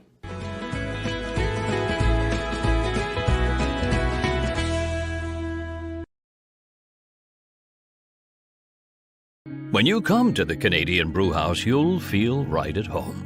We work hard to make our house your house. With an affordable menu of appetizers, entrees, desserts, beverages, and killer deals on daily specials. At our house, you never miss a play.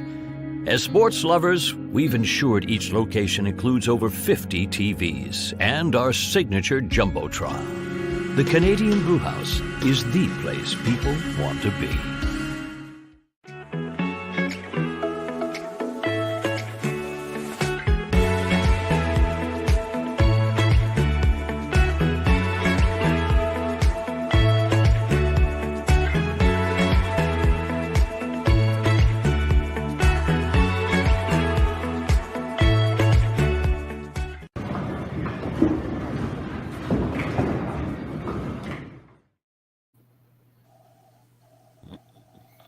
Here we go.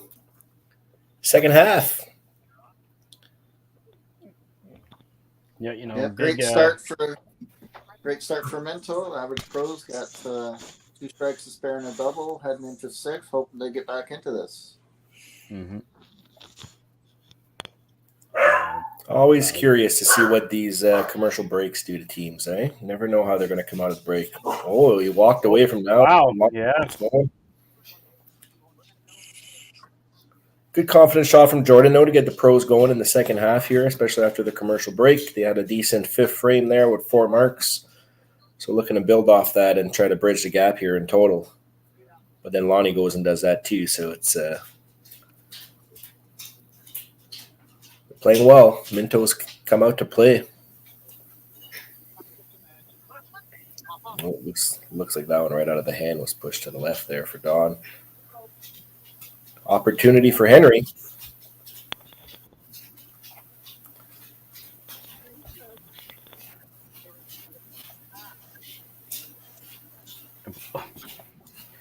All right, 2 big halves here. Unfortunately, the 3 on Don's side hurts a little bit more as it was counting threefold. Good count. Gets her to 150 or 149 in the 5th there, so puts a little bit of pressure on Henry to try to get this one here. Oh, a helicopter, messenger. Solid conversion there. I don't know if I call that solid, but it's a conversion. That's just because it's Henry. Poor Henry. So 120 and 5 for Henry with the mark working. So if he puts a big one on top, he'd be down, 1 shot basically. He'd be down 14 sticks. So still in his game. So that was a big spare for him. Yeah, that spare was huge for keeping him. And let's see if Mark can come off the bench here and get back into his game. A little pushy.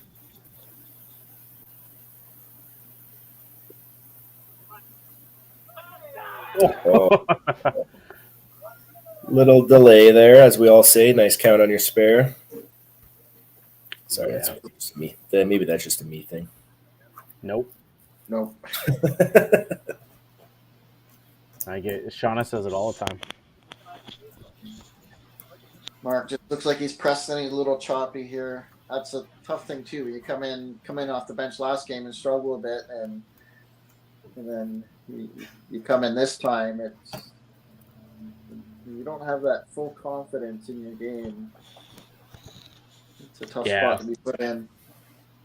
And it's unfortunate. Like I have the benefit of being able to watch everybody bowl on the side and during the commission, and he's tossing them. Handbone. Sorry. Yeah, for sure. And so, but as soon as you get on the lane to actually throw that ball, good count for Katie though. Good count for Katie, but Wisty's handbone there is he's pulling away with it a little bit, but hopefully Katie can get her spare here and hopefully keep the pros in. Try to get that 4 marks down the line is kind of the ideal situation, I think, in a team situation. You want to at least get 4 marks. So Jack just threw his for the 4 on their end, 4 strikes actually. 4 strikes, got a double and a handbone working on their side, and they got a 167 pin lead right now before Brandon's shot here. So Brandon here can throw a nice gray shot here and take a little bit of a lead in his match. Yep. with Jack. Jack sitting at 76 after 5, so a little bit of a slow start. So he laid that one down a little bit. Yeah. Didn't get it there. Yeah, I didn't throw it out as much as he used to there. So can still get a 30 count, still have a 50-pin lead and through 5. So not a bad start. Or a 40-pin lead, sorry. Oh, you got Timmins coming up in a couple of weeks. How are things looking? Timmins is looking good. Yeah, we have 120 plus bowlers, kind of individual bowlers registered. We have 236 shifts ish registered for our 3 shifts, 3 qualifying shifts. Yep. Our high roller event this year, we're at 18 bowlers, so it's a $500 entry. So that's looking pretty strong as well. This year for the high roller, we did include the opportunity to include that high roller qualifying shift as a qualifying shift for the main event. So hopefully generate a few extra entries there. So that should be interesting. And our best bowler team event on the Friday night is sitting at 46 teams or something like that. So good turnout. So can't complain. Hopefully everything remains kind of status quo, and we should hit that close to that 200 mark is always the goal for entries up here in Timmins. So, but I think that's pretty good considering we're in the middle of nowhere here in the middle of February, and we get the support from everybody. So we're really proud of that. Yeah, but it's a little tougher for other people from around the country to get to. Of course. No, we understand that. And obviously the WCBT has their Regina event the following weekend. So it'd be kind of like back to back. So Yeah. it's a big commitment as well. And we understand flying into Timmins is not the cheapest things. Trust me, I know because I've gone to the WCBT events, so I know how much it costs for me to get over there. So I can relate, and it's totally understandable. I just like throwing digs at the 5-Pin Universe guys just because they've always said that they come up, but it's all a friendly banter. That's all it is. So no hard feelings. I wish I can go to all the other events as well, and just not doable, right? So I think we all understand that. We have busy lives, and there's so many tournaments on the schedule now, especially when you start including Masters, YBC, Open, all these different cash tournaments, house tournaments that are going on. So much going on. So it's but I think we're doing really well up here in Timmins. So it'll be fun. It'll be an exciting finish to the Club Tour standings as well, as we finalize our top 16. So it'll be fun. Yeah. Well, should be good. I had plans to attend this year to watch and help where I could, but I'm off with my new knee. Yeah.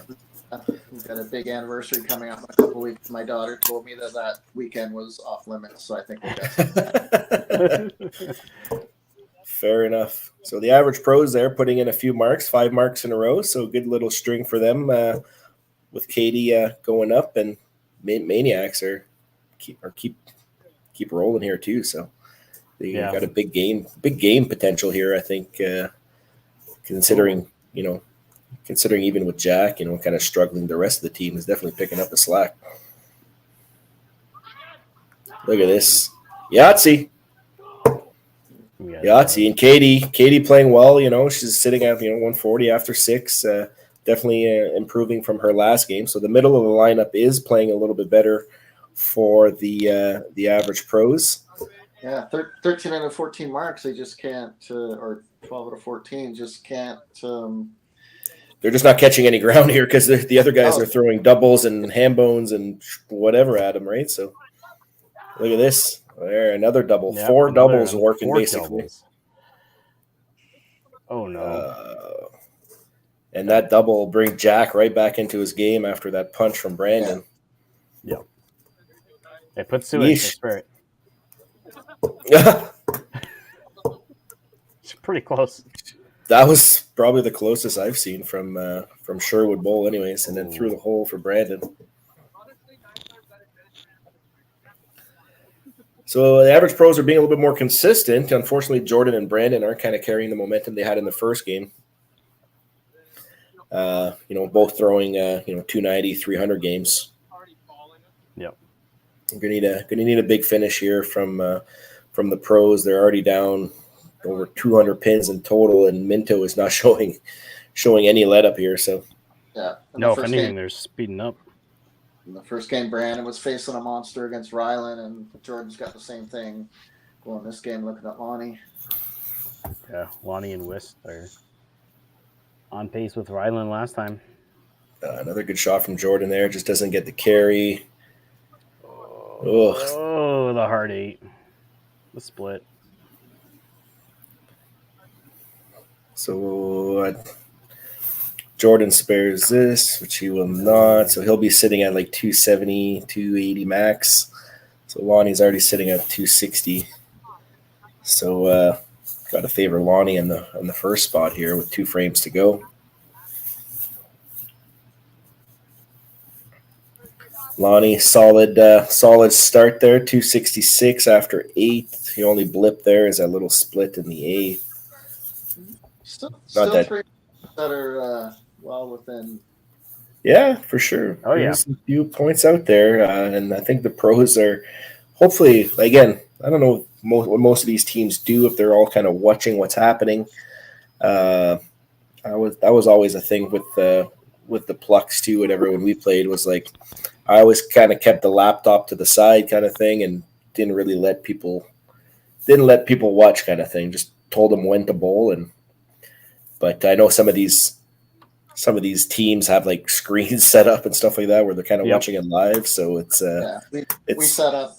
Jeff sets up the YouTube on the monitor on the pair beside us. So okay, doing it in real time. Yeah. Oh, look at this! So we lost one triple from Lonnie, but Zach comes up and gets the Maniacs right back in there. So another triple for Minto. It's got a potential to be a big game here for the Maniacs here. Unfortunately, bad timing for the for the average pros.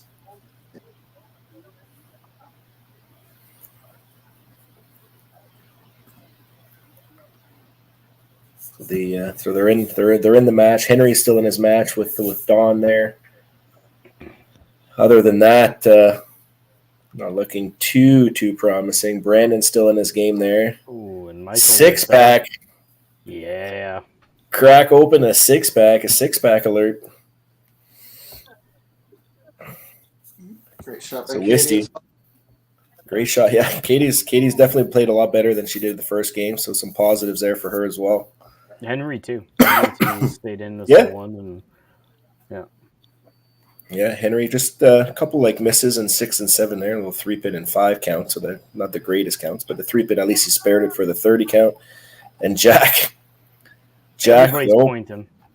Big reply from Brandon there to try to stay in his match because I think with that strike there, I think Jack took the lead. He's sitting at 121 after 6. So 151 plus a ball and 7. So yeah, Jack did take the lead there from Brandon.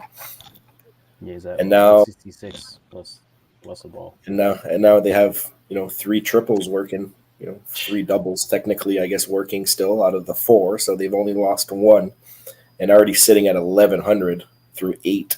Ooh, and Jordan. Big squeeze there for Jordan. Oh, and then Lonnie outside. Lonnie's deciding to coast into the final 2 frames there. Pretty much secured his match and total 240 pins up with 2 frames to go. Good half there from Lonnie. Big shot for Henry. One of the few matches that are still available for the pros here. Oh, it looks like a great shot. It's a bomb, yeah. Yeah, that was money. Yeah. Great shot for Henry. He wants to prove it to himself as well that he's obviously struggled a little bit with the pros this season. So he grinds hard though, right? He cares about bowling so much, and I know we always razz him, and probably a lot of the Edmonton guys razz him too and stuff like that. But we do it because we love him. Yeah, in the bowling scene, there isn't anyone who doesn't put their more effort into it than he does. Oh no.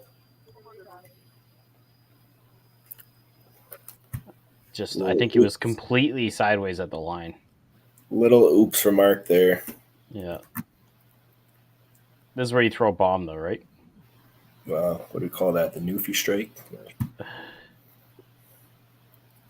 That was a great shot from Zach there. He got that out there in the left pocket. Yeah. Hand bone. Yeah. Beat you to it. Still see another 2 doubles working. Like they're putting up a a great game here. Great game by Minto. Clearly came ready to play, still hot from their open qualifiers last weekend. Yeah. Mark, they throw these two at the end here. They're going to be sitting at, what, 1294 going into the 10th? Yeah, they're going to wish that they were playing right away, I think. Mm-hmm. So they're going to have a game off, and then they got next gen at the back end. So look at this. Oh, that doesn't carry. Oh, wow. Great game from Mikey Wiss there. We were just saying how he only played 8 frames in the first 4 games, and now he slot him right back into the lineup, and he does that. Yeah. I'm thinking next gen is probably happy that they didn't have to face Minto right off the hop here, because scary game here going on. And Katie throws a double. She's got a potential 300+ game. If she finishes it off here, and unfortunately won't be enough to catch up to Wisty there, who's already got 320 and change. So. Yep. And again, hopefully for the average pros, this will give them some confidence moving forward, because they're really, other than that medal game, Henry played well this game, and Katie's got a great game going. And Brandon's double there obviously keeps him in this match too against Jack. So it's a little bit of pressure on Jack's next shot here to keep him going. And the average pros have 3 doubles heading into 10, and another one with Jordan, or another single strike there with Jordan. So great 9th frame from them. But might be just a little bit too little too late against this juggernaut Minto team there. Oh, another hand bone. So they have 3 doubles going into 10 working as well, sitting at 1288 already. And you look at their total marks, 51 marks so far through 9 frames. So 51 out of a potential, 40. That doesn't even make any sense, because they've only have 9. Oh, no, 5 times 9, 45. Does that make sense? Yeah, I'm not sure how that works. I'm not sure. How did they go from 44 to 51 in one frame when there's only 5 people bowling? So great shot there from Lonnie, big 30 count. So he'll have another 3 and change game there as well.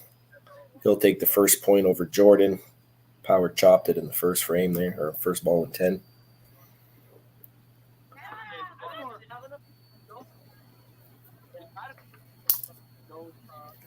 So Jordan, not a terrible game, but not like he bowled the first game there with his 290+ game in the first game. We'll follow that up with hopefully a nice little 249 game with a bomb here. Yep. So decent average for the day, 249, 290. Puts him at 550, 275-ish. So not a terrible average. Obviously, probably won't like the result, because only took 1 point out of 2. I'm just getting the... Oh, Don with a strike. Let's see if Henry can answer. Henry's still in his game here. He's going to need this one. No. Crap.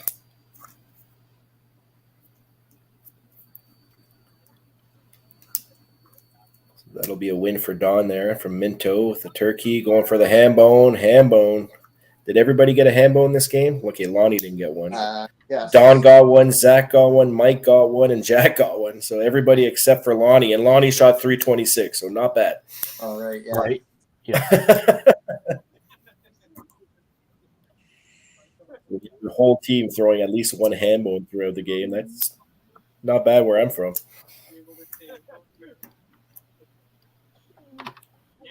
Yahtzee? No. Ooh. Great finish from Don. Great game. Nice. 307. Wow. Jeez. After sitting, after the little blips in 6 and 7, comes right back, and but she got 7 strikes that game, and they were all together. One 3-bagger together and one 4-bagger together. Yep. If you can put those strikes together in a game, it usually tends to get to a decent score. So great game from her. See if Zach can finish it off here. Oh, he runs it out. Yahtzee. This can be another I don't want to say it. The potential's there. I don't even want to see it. Hey, Mark Doss with the corner pin leaner fall. That's down. That's down. All right, Zach with a plug there. Doesn't hurt anything. Still another 300 game for for the Minto Maniacs here. They've got a shot at 5. They got a shot. They got a shot at a 5 for them. You're right. You're right. That's awesome. Minto came to play. Great game, Zach. 305. You might be low man on. Oh no, you can't be low man on the team. That might be low. No, it can't be low man. Just said that out. No, what, 296 max or no 301? Yeah, 301 max for Jack. So no pressure on Jack. See if he can match the rest of the team here. But hell of a game from them so far. What do you do against that? There's not much to do. And you can finish on a 7-bagger and be the lowest scorer on the team. Yeah.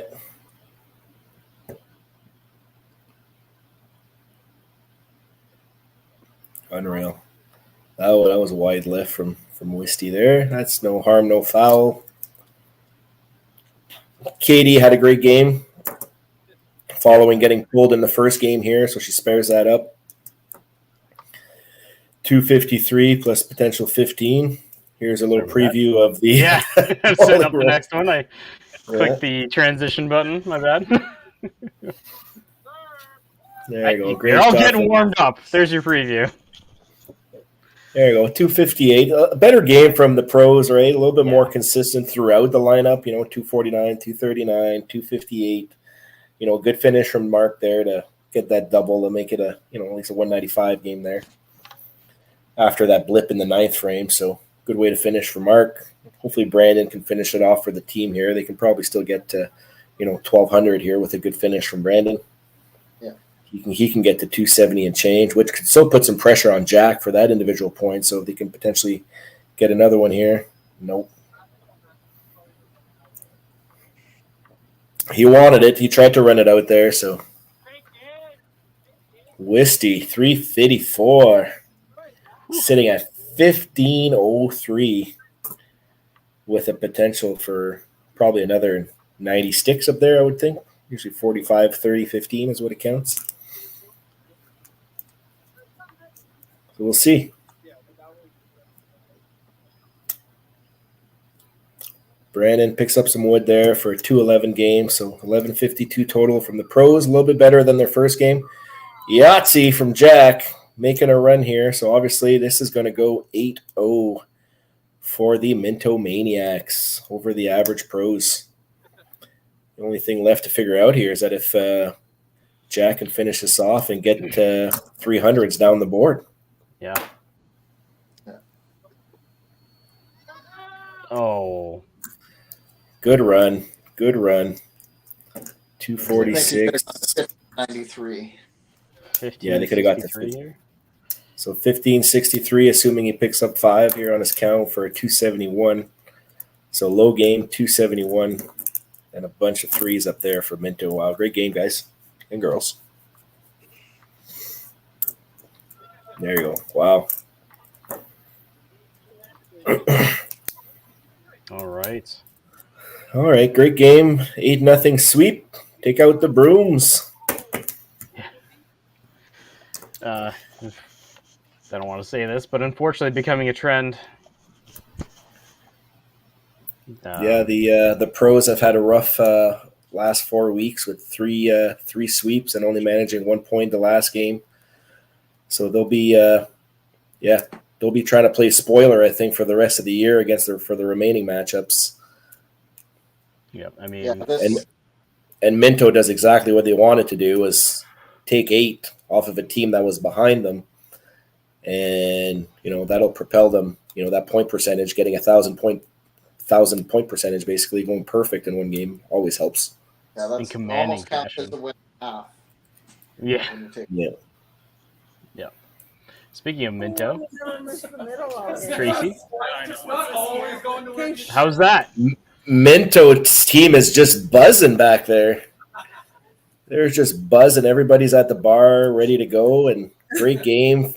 Great game from Minto. Not much went wrong there for you guys.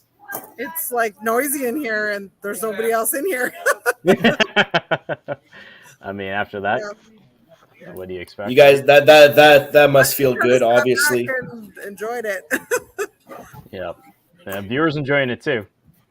Big D, loving it. That's a total. That was just a great, solid team effort across the board. We were saying that it had a potential of going 300 all the way down the lineup if Jack finished it off in 10 there, but he brought it back huge to take this point against Brandon. He was sitting at like 76 or something like that after 5. So, and we had mentioned that every bowler except for Lonnie had a hand bone that game. So, like that's always cool to see. And obviously, you can tell from the team total that you guys were jiving there. Yeah, felt really good all around. Everyone's pumped up. Makes the coach's job a lot easier, I bet, right? I was on the fence a couple times, and I was like, "Oh, I hope I didn't make the wrong decision," but it worked out. Well, so. Oh yeah.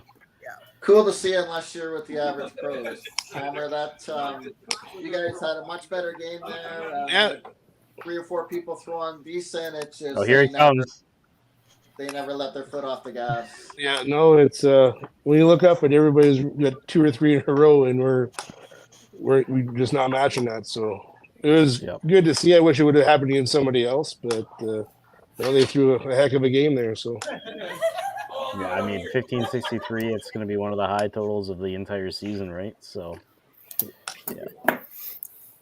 yeah. Great game. So obviously, Minto, you guys have an hour break now, I believe. Hopefully to calm the excitement, maybe, or maybe that's not what you want to do. Maybe you just want to keep firing, kind of thing. But part of the Pro League, I guess, you'll take a break, watch Next Gen play against the Holy Rollers here, and we'll see you guys in an hour. The pros, obviously, not the ideal day for the pros, but back to the drawing board, maybe. Well, I think the lineup was better this game.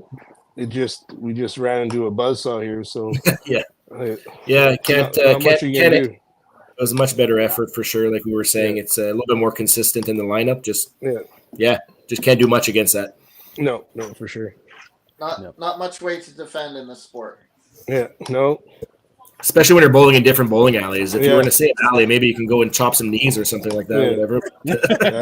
We would have sent somebody over for sure if they were here. We need a sniper or something. Yeah. Well, all right, guys. Well, good luck for the rest of the season, and we'll see Minto in an hour. And I guess we'll cut to commercial and get ready for the next one. Thanks, guys. Good game. Thanks. Thank you.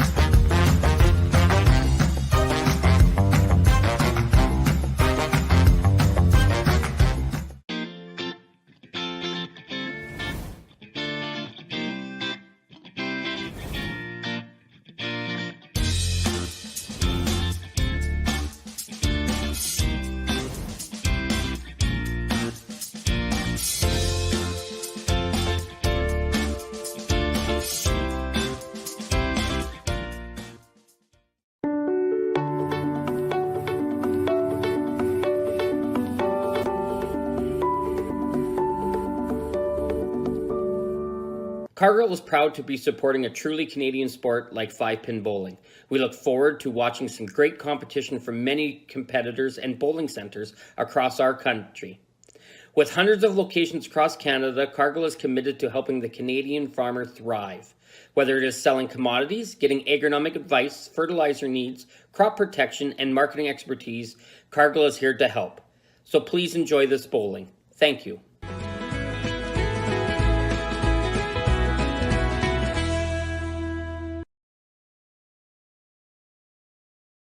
When you come to the Canadian Brewhouse, you'll feel right at home. We work hard to make our house your house. With an affordable menu of appetizers, entrees, desserts, beverages, and killer deals on daily specials. At our house, you never miss a play. As sports lovers, we've ensured each location includes over 50 TVs and our signature Jumbotron. The Canadian Brewhouse is the place people want to be.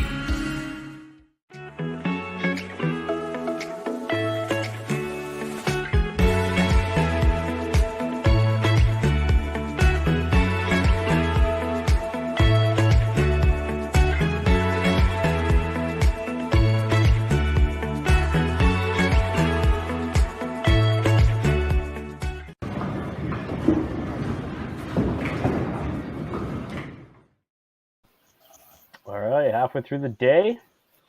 We're right on schedule. Right. Yep. We have We are professionals.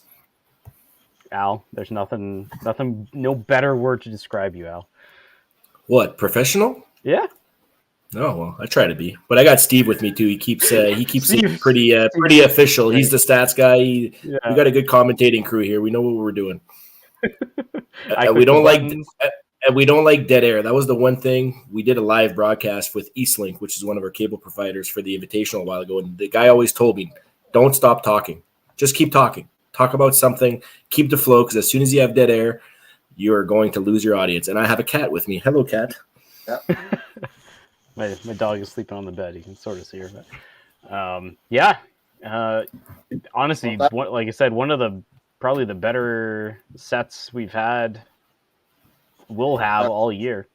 Yeah, and that was something, and it sets up two exciting games to finish the day too, because these are both going to be barn burners, I think. Yeah, we basically have next gen versus the winners of the first two games, right? Yeah. So it's gonna Yeah, it'll be fun. Like Next gen's always a fun team to watch, and the Holy Rollers, well, they can play too, so it'll be exciting. Yeah. Well, talking about the teams, let's get Bring them in.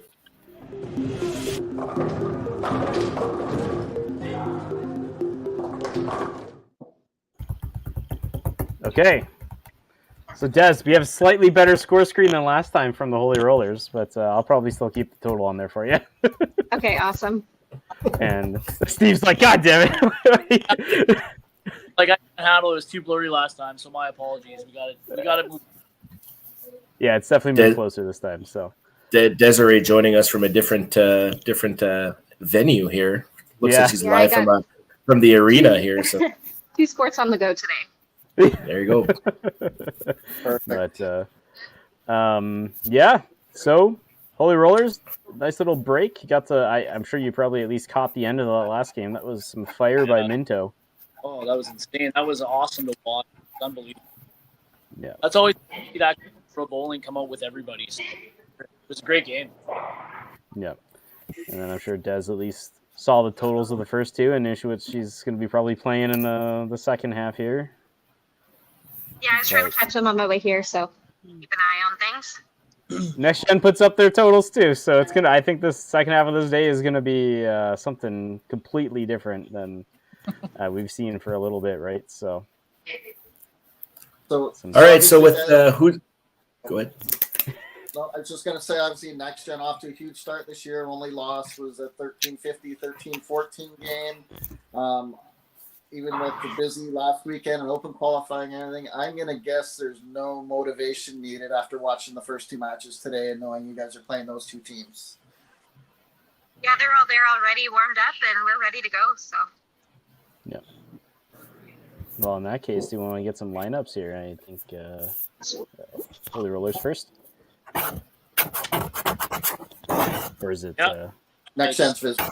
No, yes. We have Jenna, Jeremy, Haley, Cody, Brad. Our subs are Maddie and Ty, and Julie is off. Okay. Yeah. And I got Thomas, Corey, Sean, Robert, and Rylan, and our subs are Megan, and Danny's out. Okay. Bench. Bench. I like it. Yep. Yep. All right. Well, with that, is everybody ready to go then? You betcha. Yeah, we're Awesome. good. Good luck, guys. Good luck. All right. Thanks. Good luck, coaches, managers. Thank you. I'm gonna throw up these the teams here while I adjust because I'm actually looking at the wrong main and scoreboard for Holy Rollers. So give me a All right. sec. I'll be next gen. Bradley Titgat, Jenna Lamoureux, Tyler Titgat, Julia Rubko, Cody Steer, Haley Cole, Jeremy Harris-Simchuk, Madison Jenkins, and Coach Dez is the manager out of Bonnie Dew Lanes in Edmonton. Perfect. And then we have the Holy Rollers. Holy Rollers team roster: Scott Haka, Sean Tompkins, Thomas Tompkins, Robert Tompkins, Corey Peugeot, Danny Stewart, Megan Clark, Ryan Willier, manager Steve Petrosevich, bowling out of HJ Bowling Center. Perfect. And I go like this, and this. There we go. Here we go. It looks like we got a different color scheme for the Holy Rollers on their scoreboard there. Yeah. No, it's actually And next gen's actually bowling out of Bonnie Doon this time. They were bowling out of Sherwood last week or a couple weeks ago or something like that. Yeah, I was just scheduling. Scheduling issue. That's all good. Yeah. So they're back at Bonnie Doon. So obviously, Bonnie Doon has some great scoring there as well. But from what we've seen from the High Rollers side as well, we can see some good scoring, a good scoring house as well. So. And the Holy got a little bit of an earthquake happening over on the side of the Holy Rollers, but I'll fix that after. Their totals from the previous game are actually sitting in there, so. Yeah, I'm just getting a little seasick here. Don't worry about it. It's okay. I'll fix that. It's okay. Jenna's off to a little slow start there with a right 3-pin. Coach Desiree's not going to like that. Outside 3-pin spare, like it was nothing. Tommy off to a great start. Yep. I'm not surprised with the Holy Rollers lineup. They're finishing the way they're starting the way they finished last game with Robert. Robert came in before, played well. Yeah. So. Yep. Yeah, exactly. So they kind of kept their lineup the same, and from the next gen side. Obviously, maybe Tyler not being in the starting lineup is the only change, but obviously they want to let Jeremy and Haley and everybody else play as well. Yeah, I mean they are so deep, and having Tyler on the bench is never a bad thing, or whoever else they have on the bench too. I don't know who the other bench Tyler player may is, have but been at the U Challenge Provincials, so he may have had a long trip to get back there last night to get there. Yeah. No, could be. And Dream Crushers were teleporting their way back this morning. A couple 3-pin spares from Next Gen off the hop there. Haley following that up with a great shot of her own. Decided not to follow along with the 3-pin spares. If you're gonna get a 3-pin spare, it's better to get it in the first frame because then a 30 count's a 30 count, right? Don't matter. Absolutely. Yeah, the first two frames, a spare is a spare essentially. So. Yep. Oh, great ball by Cody. Just to give an idea how good Next Gen's been this year. Their averages this year: Haley 79, Brad 299, Cody 289, Tyler 308, Jenna 261.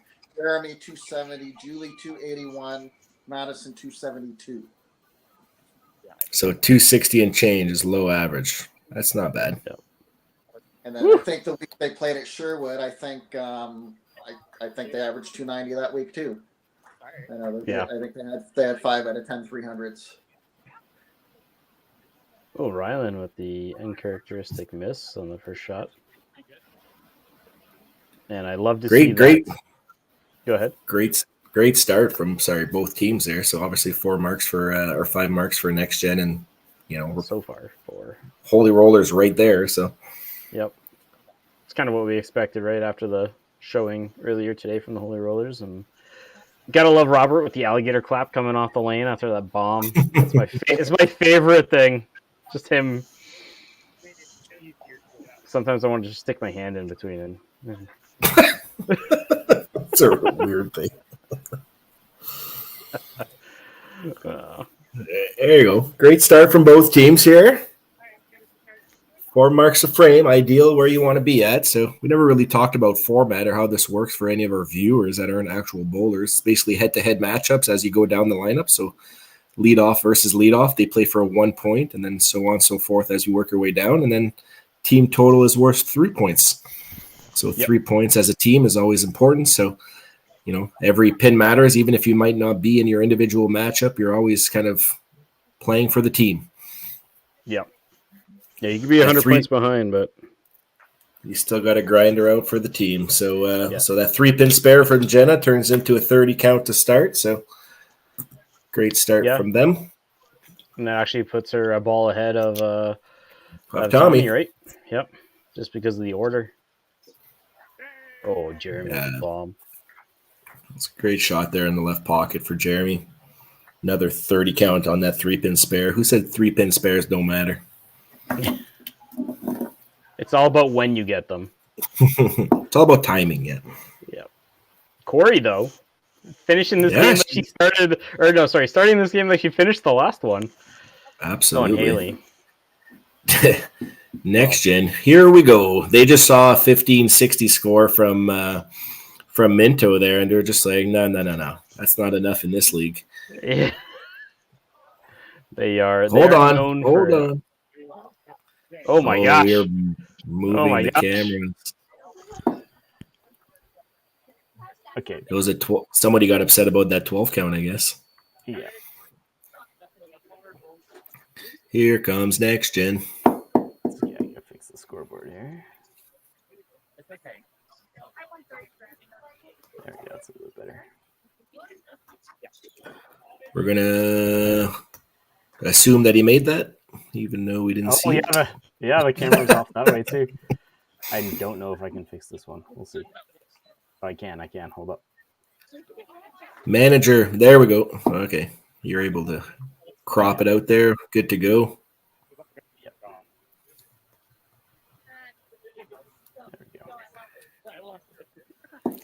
There we go. Are you going to update Coach Desiree with team totals at the bottom? I think I see like 152 there. Yeah, I was just waiting for the stream to play through. I missed it. But you know what? But if you know what, next gen keeps throwing strikes. I don't think you have to worry about team total at this point. If team keeps playing. It doesn't really matter. Brad got away with one there, I think. Look at that. That's what I call a frame. That's 10 marks in a row to start, 8 strikes in a row, little 8-bagger, team 8-bagger, next gen. Great start. Yeah. Good half.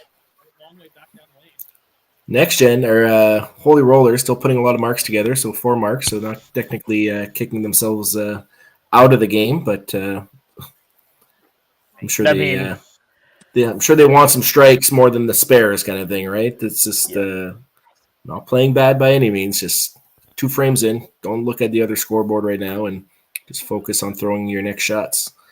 Oh, that's like what, the 3rd or 4th, like 12 count already this game?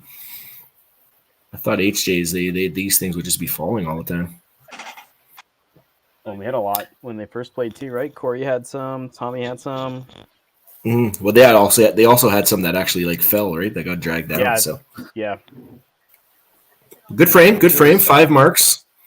5 marks, 4 spares, and a double for Corey there. So good start from both teams. Haley saying hi to all the viewers. All the viewers and the family back home watching. Yep. I see that next gen is playing next to the Misfits, I believe, which are having a game in the other division.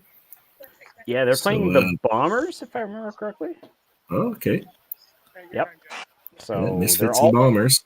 Yep. Sherwood's busy. And so is Bonnie Doon. Apparently, a couple teams going at it side by side. Yep. We missed it, but really nice ball by Tommy Tompkins there. 237. Geez, we might not even have to say anything. You guys can just watch this crazy bowling that's happening right now. Corey doesn't get the push. Oh. Nope, doesn't get the push on the corner. Great shot, great count. See what Jeremy can do here. See if he can kind of get back in his match here with Corey. Another great shot, left pocket. Throwing bombs. Speaking of the Misfits, Brandon from the Misfits actually squeaking out the 6th spot for the Central men's team this year for the Open. Okay. Throwing a big, I think it was a 299 to get himself in there.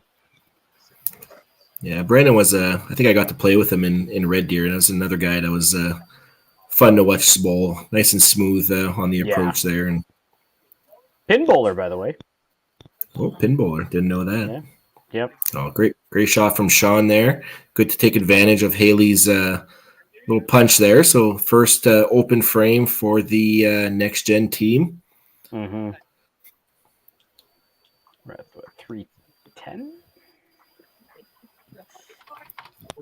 Looks like a 310 total, which is actually tied with next gen right now, which are also sitting at 310. Yep. Oh, they got that 3-point lead now. Yeah. Right. I don't think they're comfortable with that, but they still got a couple doubles working here at the bottom and a couple doubles at the top. So, but Holy Rollers. No. Robert, little pluggy there. Looked like he laid pick that up this. Yeah. Not as aggressive as I would normally think. Oh, and that one was just slightly too aggressive. So punches the 3 back for Robert. So, he's with Cody missing there. It kind of still keeps in his game.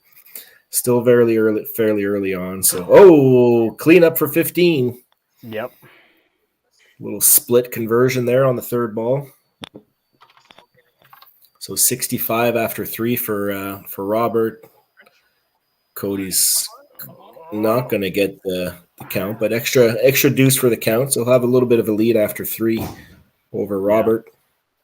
Picked this up with a 12-point lead, right? So yeah, still well within reach. Ryland doesn't get the pull on the right deuce. Good count on the spare. Splits but with Brad working. Yeah, Brad working on a double here and might be looking falling behind the 8-ball a little bit here at the start, but hopefully he can pick up the spare and keep throwing good shots, and eventually he'll get some of those carries. Hopefully he didn't waste them all in the first game there because he had a big 350 game-ish, I think, the first game. Yeah, it was 347, I think is what it was. Yeah, it was high 340s, wasn't it? You can see he punched in the last ball.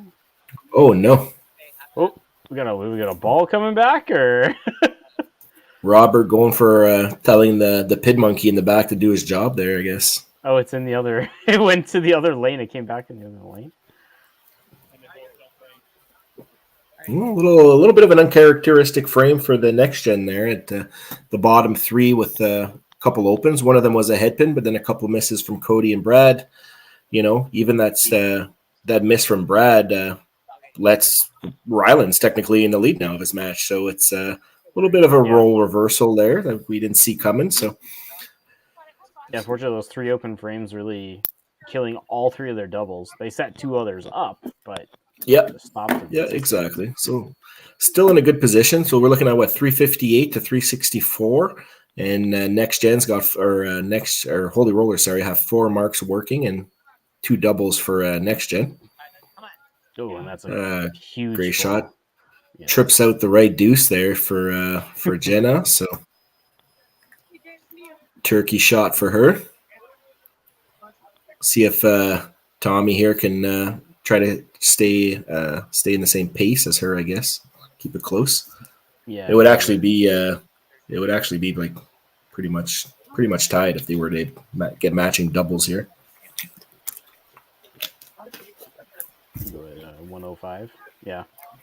105 to 115 kind of thing, or 120, which Jenna were to get the next one. So still close, but Jeremy with another turkey there. So the top 2 bowlers in next gen trying to spark the team here. The bottom 2 had started the game, and now the top 2 are kind of carrying. Once Haley said hi to all the viewers, it was done.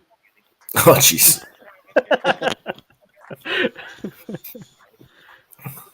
So Corey looking to keep it rolling here too, trying to keep it close with Jeremy.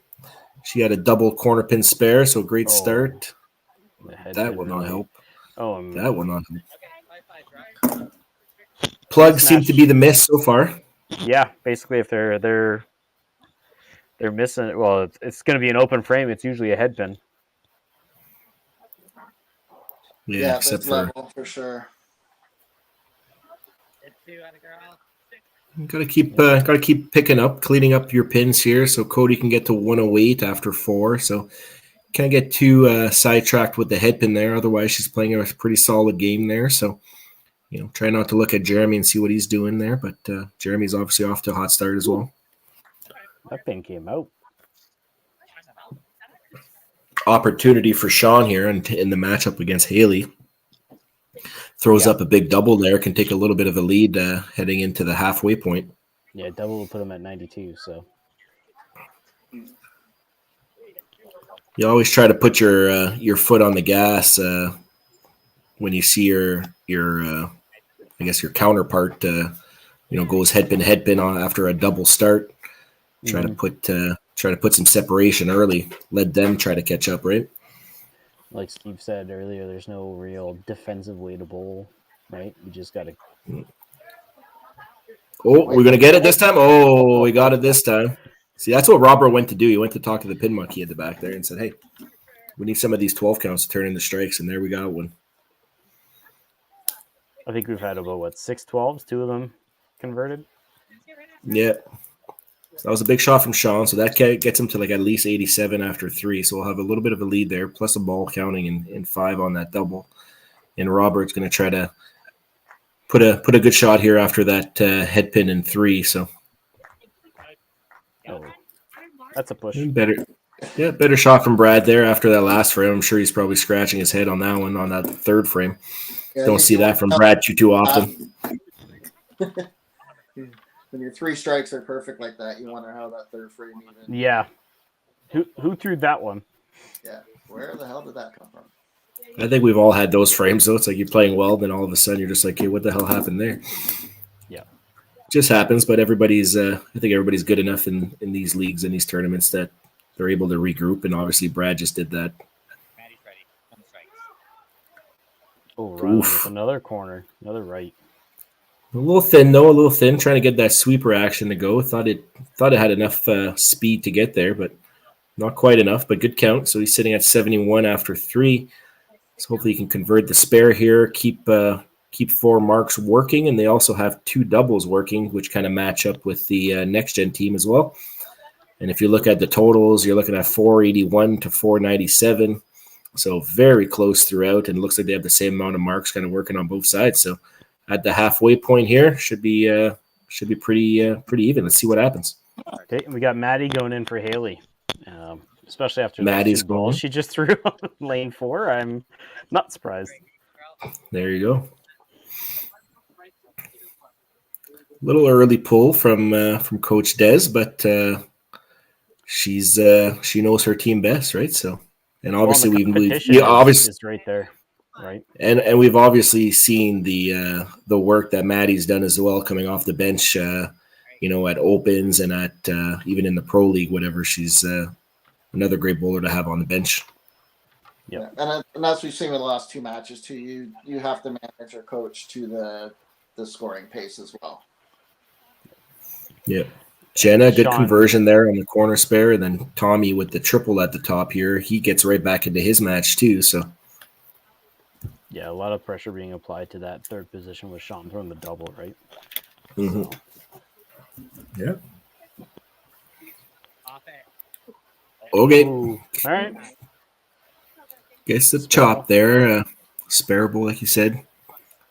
Corey goes right, left, missing there. So a little bit of a stumble into the halfway point there, but sitting at 108, potential 123 after 5. She'll be trailing a little bit. Jeremy keeping his game clean, keeping it marks across the board there. I mean, we got 2 games at over 160, 163 in the 5th on spares. You're not going to complain about that, right? Yeah, I don't think anybody would complain with $160 and 5. That's for sure. Plus a ball counting. So, oof. Oh, Great shot. Doesn't get the Yep. great shot. Doesn't get the push on the corner pin, but it's what you want your bench player. Throw a quality shot. Just hopefully convert the spare. And then Sean here looking to stretch out the lead here a little bit. Oh, great shot. Oh, great by both of them. Yep. It shows you the faith they also have in Madison and what she's been able to do, especially coming off the bench and that, because they could have brought in Tyler.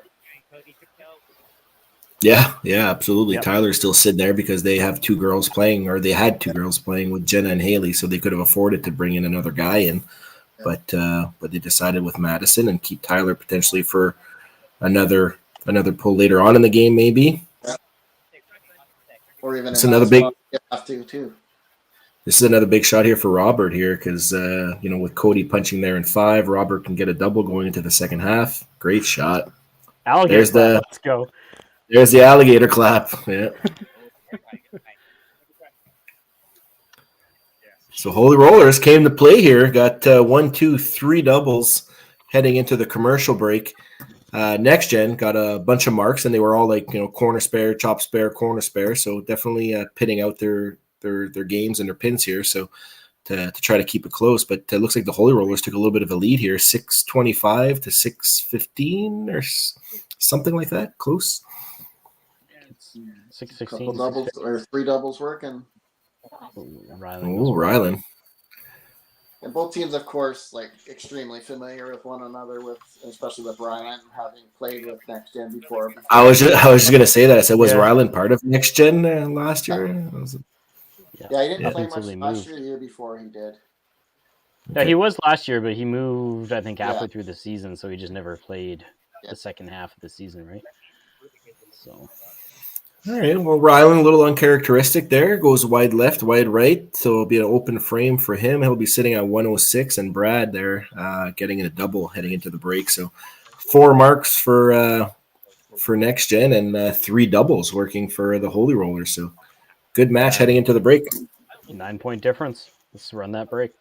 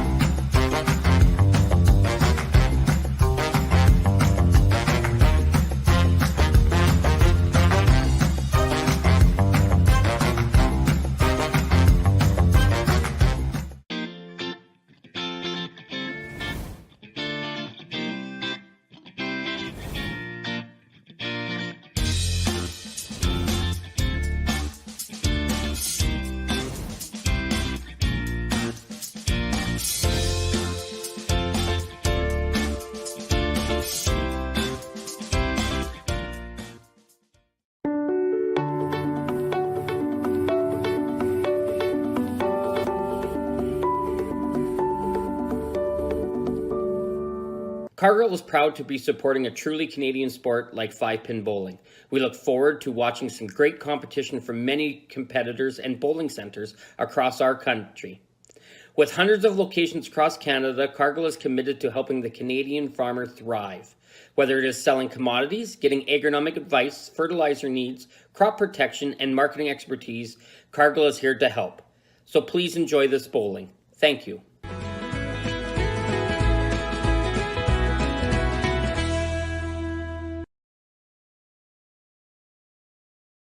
When you come to the Canadian Brewhouse, you'll feel right at home.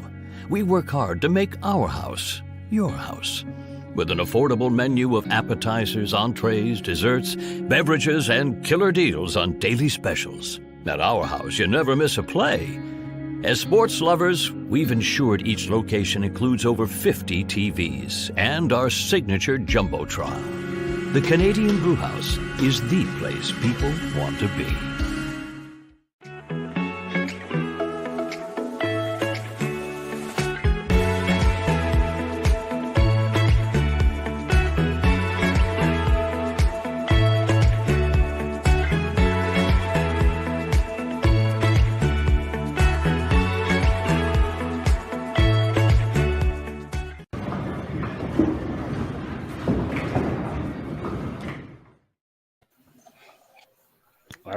here we go. We had a pretty hot first half. Sitting at anything over 600 after the first 5. You're feeling all right. Yeah, this is a great start from both teams, both sitting over the 600 mark halfway through. They all have a bunch of marks working, a couple doubles. So a lot of there's no individual match. That's kind of really odd. Maybe Jeremy pulling away a little bit from this in the 2-hole, but other than that, close all around. And we got Ty going in for Cody for the second half.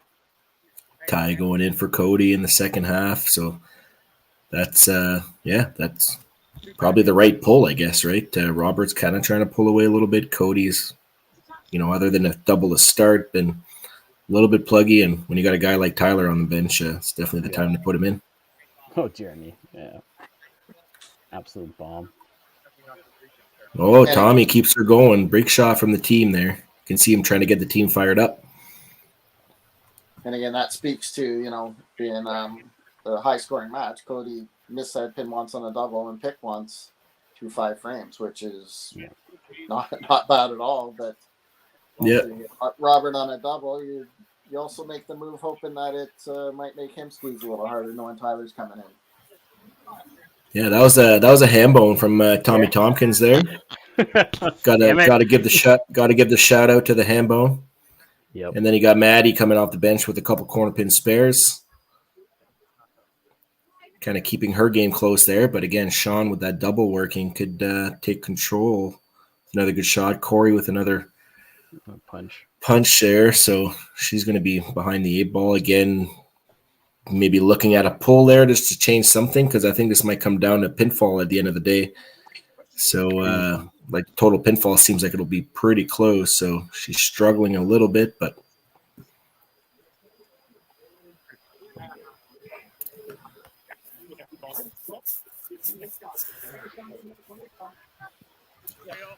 Tyler off the bench with a corner spare, a little thick on the first shot there. Oh, didn't give it to him. I'm sure they'll fix that shortly. We're back to an earthquake. Guys, we turn it back a little bit. We're going to eventually lose the pins. I'll fix that. Sean with a little tug to the left there. So 137 through 4. So hopefully gets the conversion here to get him to the 167. So we'll have a little bit of a lead there in that Haley / Madison match.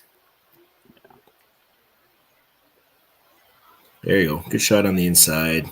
Brad seems like he's off balance on every single shot. However, right in the pocket every time. After he lets go of the ball. Yeah. He comes off the lane with a grin on his face too. It's like he kind of knows it, but he's like, "Oh, I'll take it." And who wouldn't? Yeah. As long as he gets that extension and follow through with those long, lanky arms, he still gets good stuff on the ball. Don't need to look pretty out there. Yeah. So another good frame there from Next Gen. So marks all the way down, 3 strikes, 2 corner spares, and Holy Rollers here. Robert trying to keep up here. Ooh. Oh! It looks like it wants to go. Jeez, thing's still moving. I can have speed. Good shot. One of those, probably a touch thinner, touch heavier. It probably goes. Might go, yeah. So great count on the double for Robert there. So he's at 108 after 4. Oof. Big miss. So 130, 135. So he'll be about 150. So Tyler in that Cody match there can get right back into it there. And that just kind of takes away from the marks getting into the second half of the game here. So we got a couple of those doubles are now kind of finished on the Holy Rollers side. Tommy's the only one that kept his going. Same with Brad on the other side for the doubles, but yeah, we've got those 2 opens on the whole. Yeah. So I don't know what the total says there, 767 or something like that, or I got it at the bottom for you. Don't worry. Oh, is it there? Oh, geez, I didn't even notice. 767. There you go. You're right. 767. 772. So another plow there from Ryland. So I'm sure he's not liking what he's bringing to the table this match so far, especially after coming off that big monster game. I'm sure he wants to probably give it to his previous team. Being part of the next gen group for a couple years. Yeah, I don't know if there's any bad blood there, but There's no bad blood, but there's obviously a competitive spirit amongst all of us. If I was playing an X team, whatever, for whatever reason, even if it's just because I moved, I obviously want to kick their butt a little more. No? Isn't that a standard thing? Just a little bit? Yeah, I think so. Let's see it. So we got Tommy Tompkins here working on the hand bone with the lucky 777 there. Got the slot machine. That's a total score.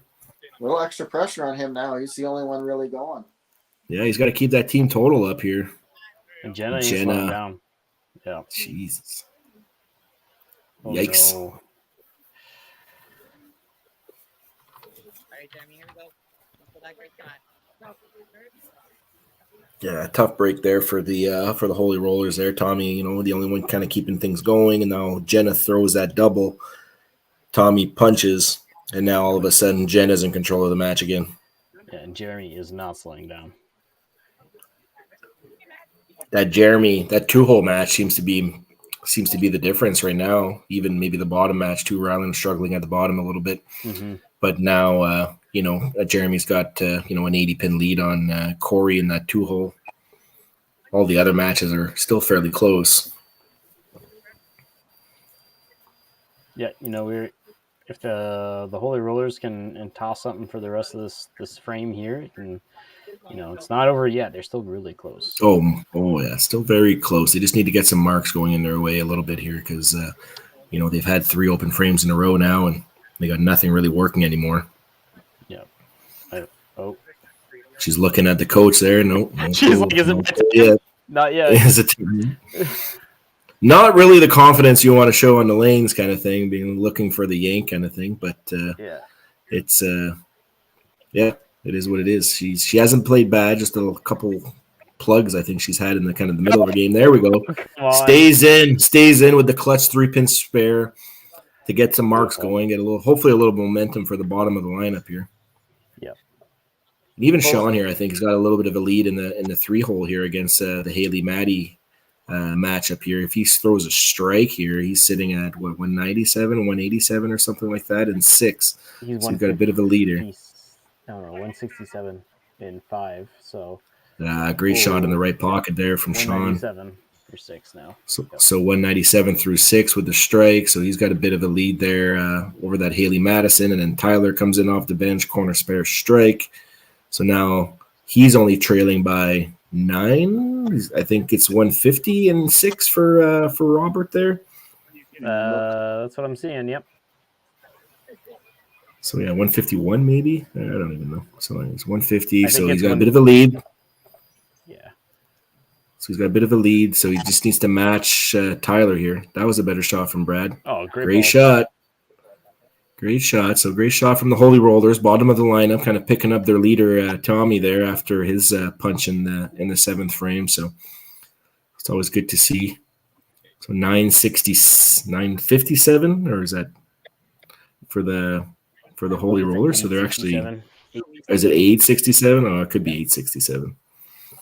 So a little bit behind here, but put another 15 on top, get to 880. You're within 60 pins. And you got 4 marks to work off of going into 8, 9, 10. Oh, that was a great shot.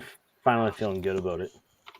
Yeah, he liked that one right out of his hand there. You can see his body language just right out of the hand. So got to keep an eye out on next gen here. They're still working on 3 doubles now. So potential for another big game here. Like they're already sitting at 1,000 after 7 basically, or whatever, 1050. So it's could be another good one. The top 2 bowlers there, Jenna and Jeremy bowling, carrying the team a little bit here. Well, Brad at the bottom too. Here we go. Oh, yeah.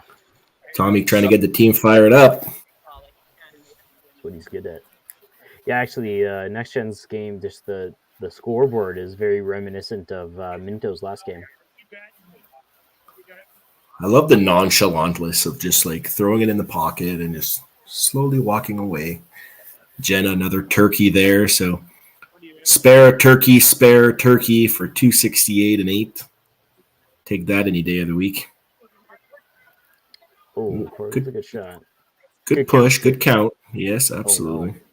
That's a Next gen throws with just such confidence. I think part of it is knowing that you're in a decent center where if you get it to the pocket, odds are it's going to be a strike. But also they're just so deep, nobody ever feels they have to do it themselves. no. And every time you seem to look at their scoring, you always see at least one or two, big, decent like monster games. When you have somebody, when you almost can guarantee someone's going to shoot like 3.5, like you got Jenna that's in line for that, even Brad at the bottom, and you had Jeremy, before that pick there in 8, all looking at 3 and change easy. Yeah. It lets the other team the other players on your team just kind of like, okay, might not be my game this time, but I'll get it next time, kind of thing, or whatever, right? So it's like you said, they're just so deep. So hey, props to them. They've had success. They've had success so far in this pro league, so it's no surprise. Ooh, wow, that really backed itself up all the way into that 5. So Maddie came in off the bench there, threw a couple corner spares, but last couple frames been a little bit off the middle there, so which has allowed Sean to again potentially widen his lead here. Yeah. There you go, big half from Maddie and good double from Sean. The Holy Rollers are going to need to put some of these doubles together to try to bridge that gap in total. Oh, sorry, he wasn't on double. And you could hear Tyler updating his team on totals there. So it's like 955. Is that what I see there? Yeah. I thought he was on. I forgot he had a spare in 6. So this is huge here. Huge kind of bottom 2 here. If they can get 3 doubles kind of going into 9 here. Yep. Especially with next gen, Tyler just putting that double up and Jenna already having hers and Brad working on his ham bone or whatever he's got going on there. Yeah, we missed that ham bone. Sorry, Brad. Robert not happy with that Didn't one. get it through. Now, quick up for the second shot there. I don't know if anybody noticed that, so I don't know if he's frustrated after the first one or if he should take a minute to breathe. Careful here not to. Okay, good conversion. Wow. No harm, no foul. That's might be his go-to. Try to make that correction. So he's still in his match with Tyler. Yahtzee. Yahtzee from Brad. So here we go. So now the next gen's got 3 doubles working. Nice. So we need another double. We need another double here from Ryland to keep it close. And again, the way the game goes, Brad's got 7 bombs and then a frame that he didn't hit the head of. Yeah. Yeah. Oh, no.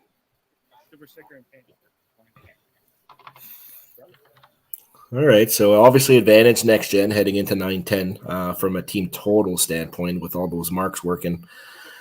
But there's still a lot of individual points out there up for grabs. It's an extra 2 points.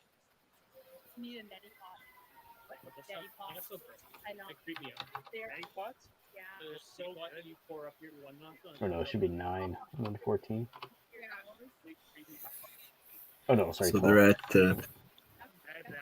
it looks like they're at just over the 1,000 mark. So 1,000 points after 8 frames isn't a bad score, but they're playing next gen here, who's firing on all cylinders again. Yep, 4 marks, and 3 of them being doubles going into 9. I mean, it is what it is. Got their work cut out, but all they can do is throw strikes here from the Holy Roller side and see what happens. Keep throwing good shots. Great shot there from Tommy. Ooh. And Jenna barely even looks at him. Come on, Mitch, say it. No, it's your job. Ham bone. Oh, hey, there you go. There we go. Got to share the wealth. It seemed like you were upset every time I kept saying it first, whatever. So I got to let you have one. Just too slow, okay? So another ham bone there for next gen. So they got a Yahtzee, a ham bone, a double, a bunch of marks going on there.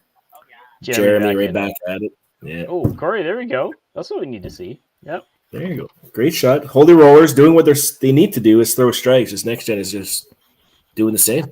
Well, Jeremy did so much work in the first 7 frames that I mean, if he 4 bags, you can still end it with a 340, right? So yeah, it's not that's just it's just great bowling all around. Even his chop spare, 3-pin spares, just keeping it clean, right? Yeah, I think Sean put Maddie out a little bit. So Maddie with a punch. So unfortunately, it looks like that match will go to unfortunately, it'll go to Sean. Obviously, Sean's played well. He deserves it. Maddie just wasn't able to come off the bench and try to steal that one. But Sean put a few strikes together and put a few marks together. He went double, 5 spare double. So that's a good way to bump up the score. He'll have a good count on there. So he'll be sitting at about 270 and change after 9. So great game from Sean there. Obviously, he probably didn't want to open there in 9, especially with the double working for the team total. But still, it's going to win his match. For Ty and Robert here. Yeah. Yeah, Tyler can take control with this one, right? Because if Rob goes strike, he's sitting at 211 after 8. And if Tyler throws this one, yeah, it's a big shot, like you said, Steve. On both sides. Yeah, he's at 196 and 8 right now. Oh, that looked wide left, yeah. Yeah. Look a little pushy. So 177 after 7, and Rob has 181. Yeah. And 30 counts. That's a massive 30 count. That'll put him at 211. Yep. 211 after 8, max 207. Oh, are you kidding me? Oh, and he doesn't get the pull on it. All right, so Rob's 211 and 8, so. advantage Robert with that strike in 9.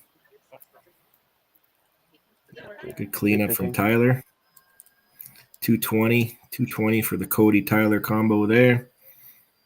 Let's see if Ryland can get something going here. Put another markup for next gen. Ooh, that looked like a great shot. Even Ryland's still looking at that one confused. Hit that pretty full. It still cut through and then almost got the messenger from the side. Yeah, I saw that messenger. You never know at HJ's apparently. Oh. That's like a 1 in 1,000 shots where you just it is what. Which wasn't meant to be. Here's another Brad striker 3-pins. It looks like for Brad here, double 3-pin, 5-bagger 3-pin, or 4-bagger, sorry, or 5. Can I count? I can count 5. Yeah. So hopefully, spare this up. Obviously, he's got his match already taken care of, and total seems like it'll be going. Oh, you found the middle on that one. So I'm not going to say anything yet. Now with that kind of open,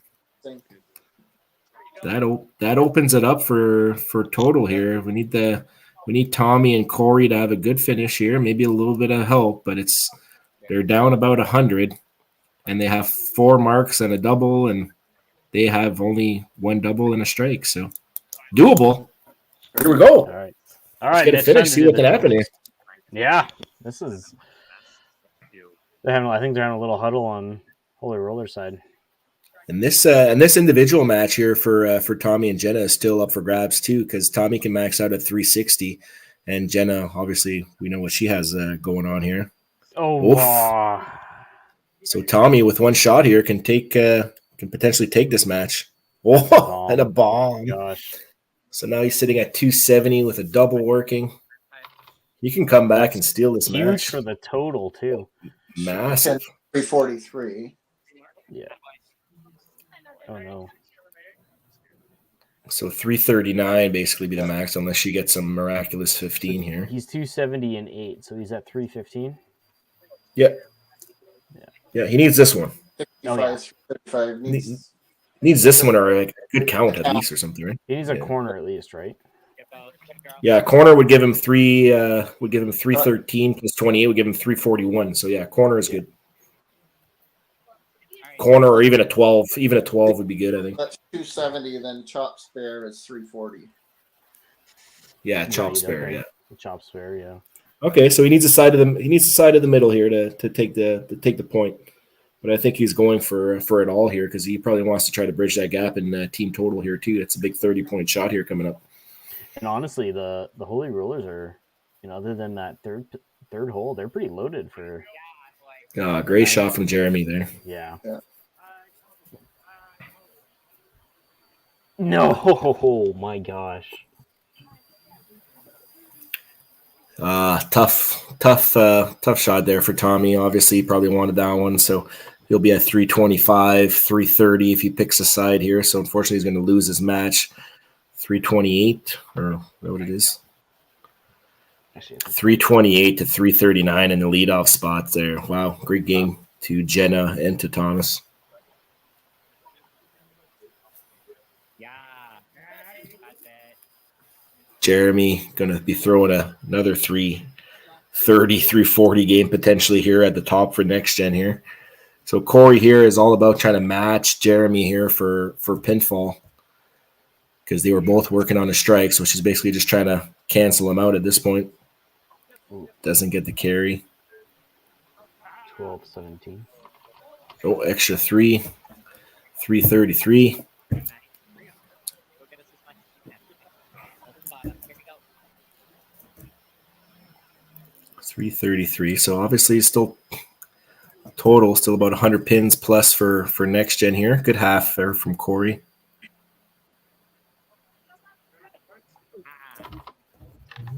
Maddie goes punch to finish her game. Yeah. So 2-0 next gen after the first two bowlers. And then looks like the third spot obviously will go to Sean over Haley and Maddie there.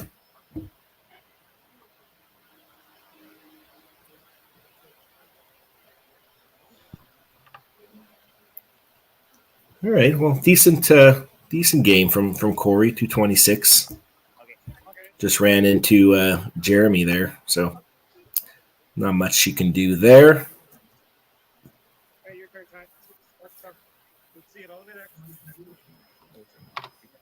So Sean here trying to get 45 for the bottom two here. Try to give the bottom two a chance, and it's wiggling.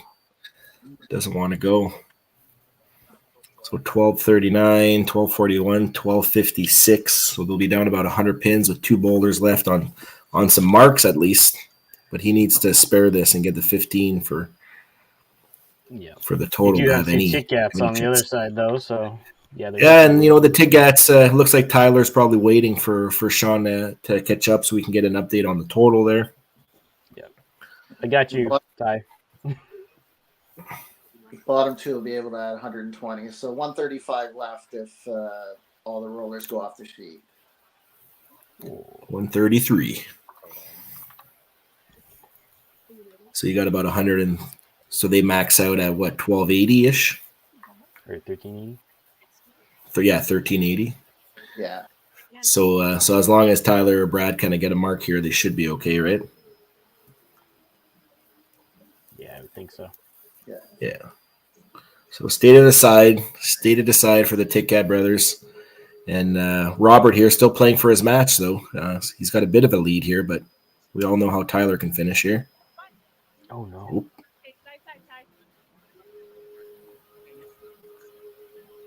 Oh, my gosh. Tyler, Robert does the same. So obviously Robert's going to carry the point here for the team, but not going to help their situation for total. So it looks like total is probably going to go to next gen here.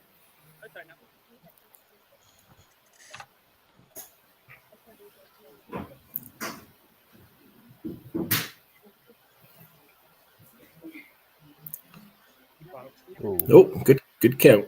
Good extra count for Robert there. Ideally, not the way he wanted to finish, but did his job, won his match against Cody and Tyler. 2-2 split after the first two, and the third one, or the last match, the fifth match, will go to Brad. So it looks like it'll be a 6-2 split for next gen. Another solid score from next gen there. Probably get close to that 1,400 mark. Keep their 280 plus average probably going on for the season. So ho hum. Brad's gonna do everything in his power to crack 14. He's gonna try, I guess. Yeah. I don't know if they kind of care or look at that stuff at this point. I think they're just happy to get the W. But he averaging what, 298 or 299 or something like that. So maybe he's trying to bag out to get to that 300 mark. Who knows? Because I think he had mentioned Tyler's average was over 300. So it's probably, I would assume, I don't know the other averages in the league, but I would assume those are probably two of the top averages in the league. So maybe they got a little brotherly rivalry trying to win a high average in the league.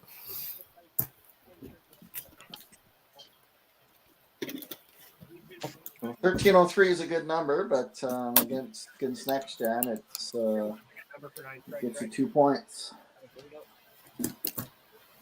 So 5, 6, 7, 8, 9. So he can get 10 strikes for 313. Yep, he does it. 10 strikes for 313. And Yeah. the 14, Right. 13 as well.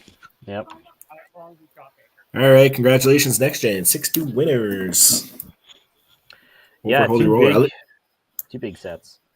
Yeah, at least that's entertaining bowling, right? You know, you got a 1300 versus a 1400. You know, it's a lot better than watching the Mighty Plex Bowl 1100 to whatever, right? So I think Just Steve digging has a into there. similar story to tell right now. Obviously hoping to change it for the second half of the season here, but Yeah, no, for sure. no, but Steve is at least, you know, averaging that 250 mark, and they're just kind of just not getting to that next level kind of thing. That's right? what I mean. You know, the 1300, 12 to 1300s, and you're just not pulling points, right? So No, that's the point. That's what this league's all about, right? There's so much talent on this team, and you never know. Any of these teams can throw those numbers, right? So it's just a matter of who's going to be more consistent throughout the year, right? yeah, absolutely. And especially with these 1 or 2 matchups a week. So it's definitely tough to. It's not like you're bowling a 10-game set where you can get rolling for a 10-game set on any given day. You got to do this throughout the season. So it's fun. Different concept, right? Yeah, I figured we have Ty come in. Hey, Ty. Hey, sorry, I don't have headphones today, so if it's a little echoey, I apologize. That's all right. We got Steve there too now. Everybody's here. All right. Well, I mean, honestly, two good sets, 1400, 1300. The numbers don't lie. 6-2. Yeah. Yeah, great match. Obviously, Jenna and Jeremy kind of came out really strong to start off the game for next gen. Couple earlier pulls for next gen with Haley and Cody kind of halfway through the game there. Obviously, Cody and Tyler and Maddie coming off the bench. Unfortunately, not able to come in and win their points, but still plugged away for team total at the end of the day, I guess. And yeah, so 6-2 win for next gen. How are you guys feeling after that one? Yeah, we feel good. That was what our coach set out as our goal for us today was 6-2. We know the numbers going into the playoffs, and yeah, you're right. Like we went aggressive with our polls because we knew that Grand Prairie throws a lot of strikes. So if we wanted to make a change, we had to make it early. We couldn't wait. So we tried. Unfortunately, it didn't pay off, but I think we're happy with the outcome for sure.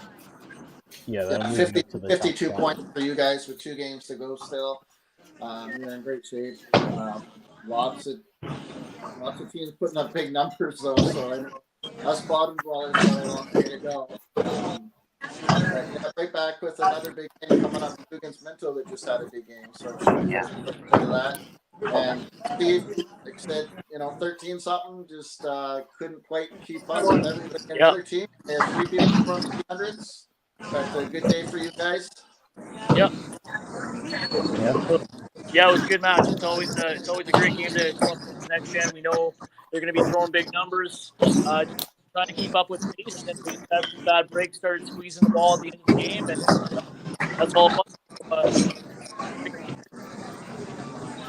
Yep. Well, with that, how about we jump into that commercial break? And so, Tyler, you ready to go again? Thanks so much, Steve, for joining us today. You betcha. Good luck. Great job, Holy Rollers. Best of luck the rest of the season. And next gen, we'll see you in 2 minutes. See you in a bit. Yep.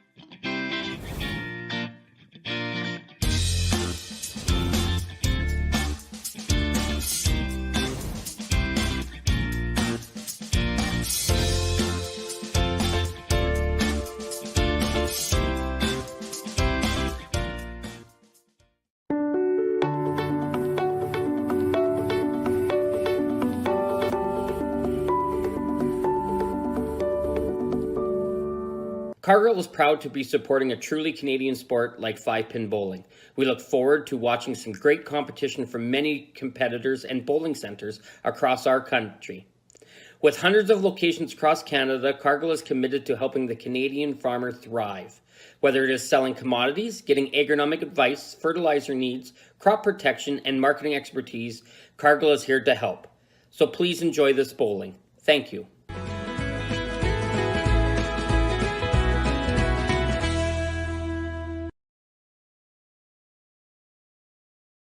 When you come to the Canadian Brewhouse, you'll feel right at home. We work hard to make our house your house. With an affordable menu of appetizers, entrees, desserts, beverages, and killer deals on daily specials. At our house, you never miss a play. As sports lovers, we've ensured each location includes over 50 TVs and our signature Jumbotron. The Canadian Brewhouse is the place people want to be.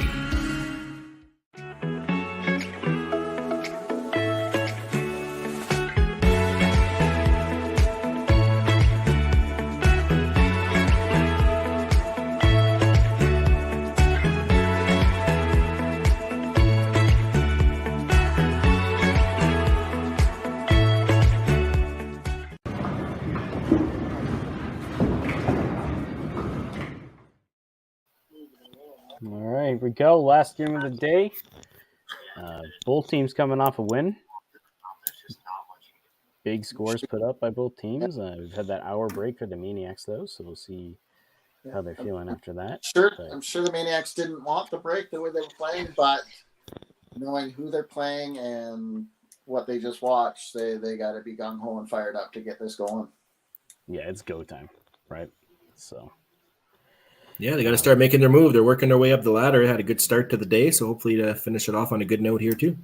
And Next Gen basically kind of just punched their ticket to the playoffs, I think, with that result, getting over that 50-point kind of threshold in the standings. So who knows? Maybe they might take the foot off the gas a little bit, but I mean, probably not.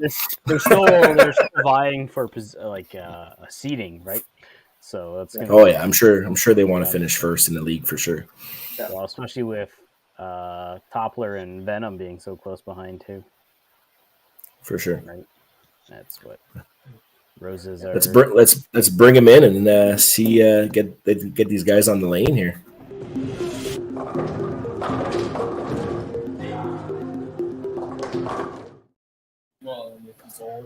Well, I don't have Next Gen yet, but we'll talk to Tracy. Actually, yeah. How was that break? What did you guys get up to?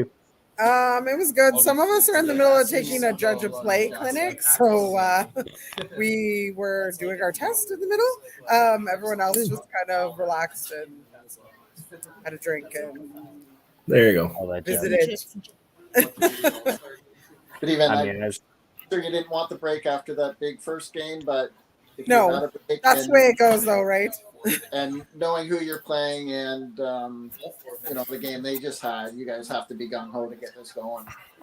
Yes, yeah. Lonnie unfortunately had to go to work, so we lost him. But everybody else is here and still pumped up from our game this morning. So hopefully that goes in our favor.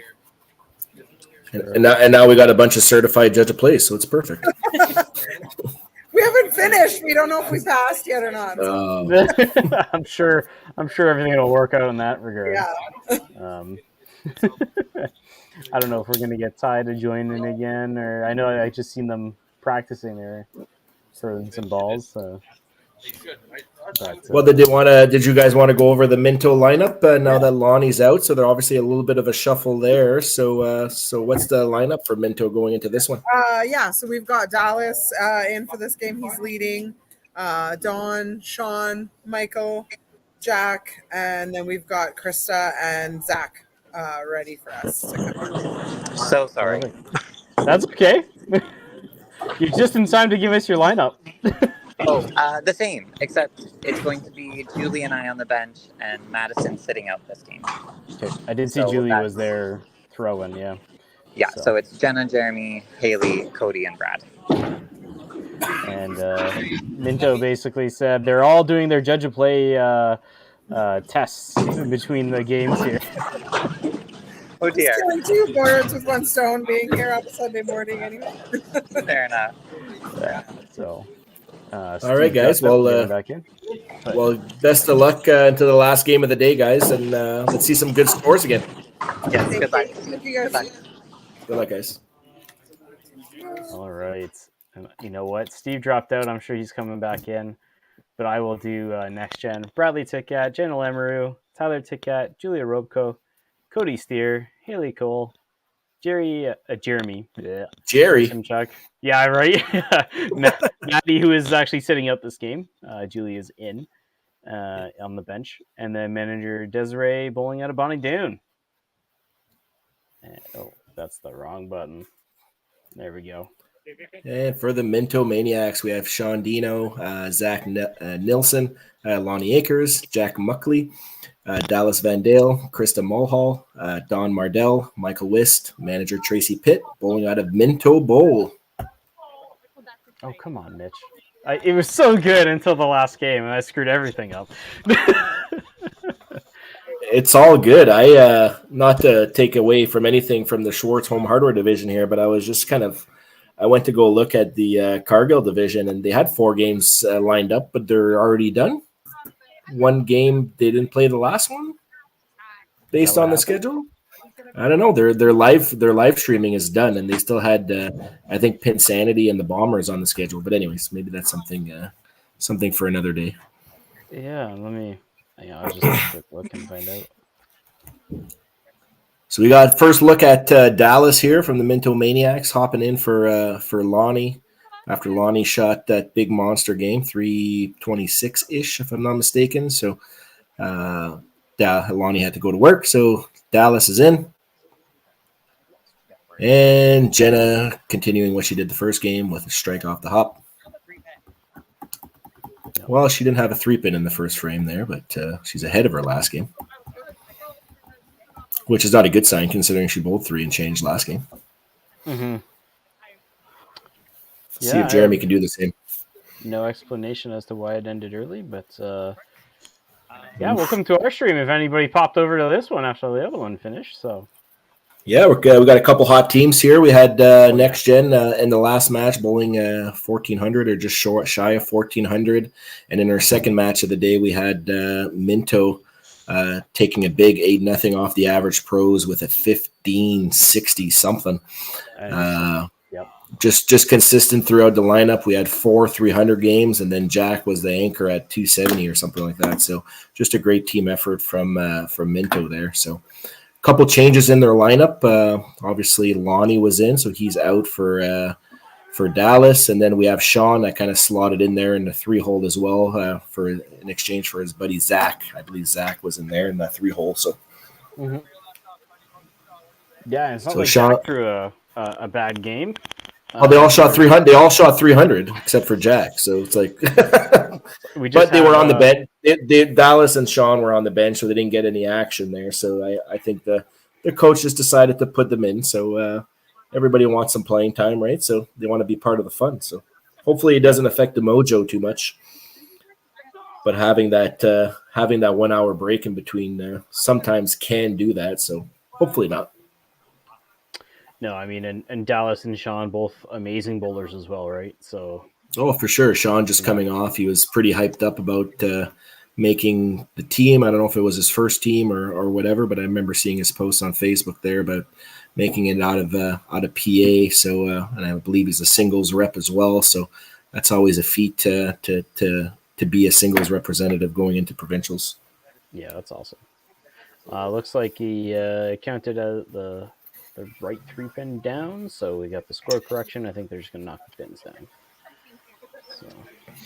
Yeah, it looks like they're all over it there at Minto, so great job there. Cody just missing that 3-pin for a 12 count to start, so Haley and Cody off to a slow start. They had a little bit of a fast start last game, however, they both ended up getting pulled about midway through the game there, so. Yep.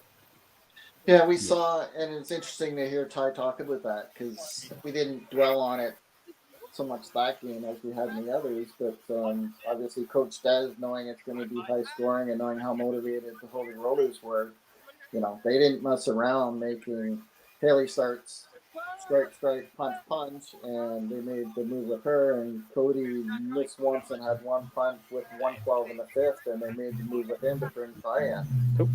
So I think it's just again a testament to next gen being so strong when you have Tyler and Maddie on the bench. Like you said, there's no messing around, right? 3-4 frames in, if you're not on it, whatever. We got firepower that can get us there. So apparently Star Wars just started playing on my TV for some reason. There's like nobody in my living room or anything. There's just the TV just went on. that you know of. I'm tripping out a little bit. I lost the. I have them on the wrong side. Oh, Mitch. Come on now. Okay, we're getting the score back. I'll fix that in a second. Right now, I'm just fixing the sides we're on. There we go. Come on, Mitch. Hey, if Star Wars music doesn't motivate people, I don't know. My girlfriend's in the other room, whatever. I don't know why the hell she'd be watching Star Wars. I'm pretty sure she hates Star Wars. So. But anyways, back to bowling. Oh, yeah.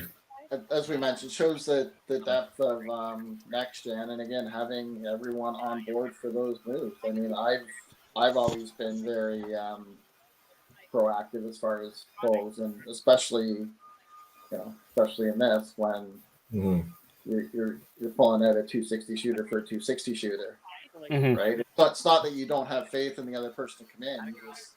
Sometimes you just don't have it, right? And sometimes as a coach, especially if you know your bowlers and stuff like that, you can kind of tell their tendencies, right? You can kind of see, you know what, he's doing this or whatever, and he's not getting it. Then it's just like, hey, you're gone, man. We don't have time to waste. This is a team thing. It's not about you. It's just about giving the team the best chance to win. Yeah. And the other dynamic, as we always touch on, is you can throw balls on the side. Yep. So it's not like it's not like the Open where, they're cold. You're debating bringing someone in who hasn't thrown a ball in 3 hours. Yeah, exactly. I literally, like the first, probably 3/4 of the first season, I didn't know that was a rule. I didn't know that we could do that on the Mighty Pluck side kind of thing. Because I thought it was just open rules kind of thing, right? So nobody's allowed to practice. And then all of a sudden, I started seeing people practice on the side. So I questioned it, and they're like, "Yeah, you're allowed to practice." I'm like, "Oh, good to know." I think that's like the only deviation, right, from the open rules for the most part. Well, and then 2 pulls and stuff like that, and double pulls, you're allowed. That's just kind of been added on this year. One. So yeah. Although I'm old enough to remember when there were 7 people on a mixed team, 4 really? And you could make 2 pulls. You just had two women in the lineup at all times.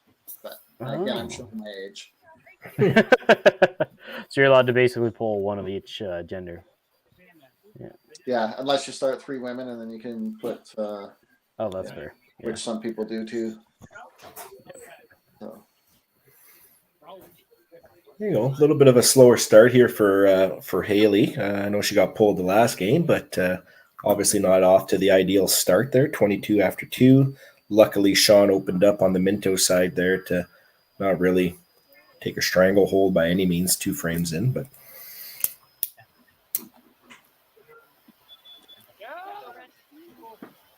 Wisty a little thin on the right there, blows through the right corner pin. Good count on the spare.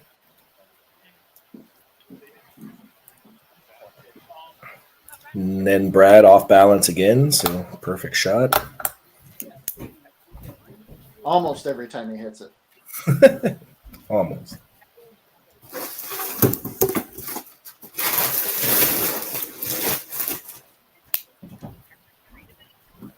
So next gen's got 4 marks with a couple doubles working to start off the game. So decent start from them.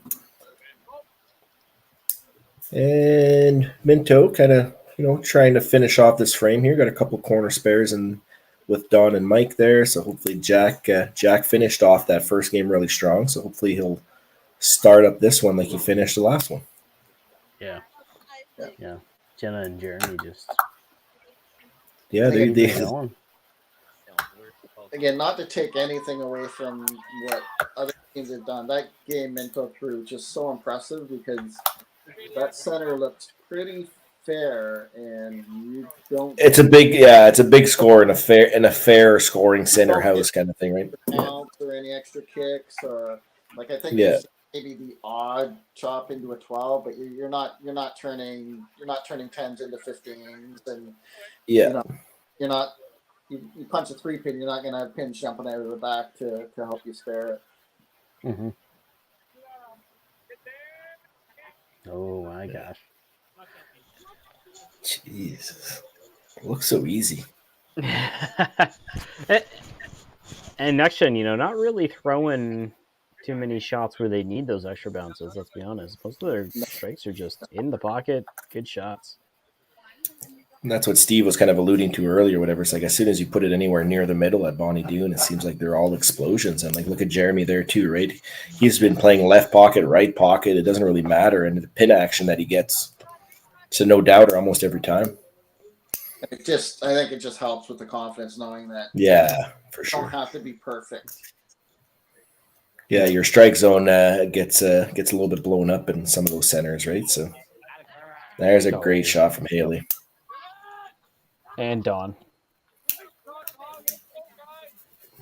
great shot from Dawn, doing what she can anyways. Couple spares to start with a big 30 count there. So obviously trying to, hold on, stay close with Jeremy anyways as he's continues to rip it up. Yep. I think from a team perspective, though, I think Minto just needs a good four marks of frame here and keep it close because here comes next gen here. 4 strikes already there, 3 doubles working, and Brad's still working on 1. So it can get scary, especially if you're watching, right? You don't want to start pressing and stuff like that as you see the other team. You've got to try to focus on your own bowling here. Yep. Sometimes you're not even watching. It's just you're on your third bowler and they're done because they've got every break. Exactly.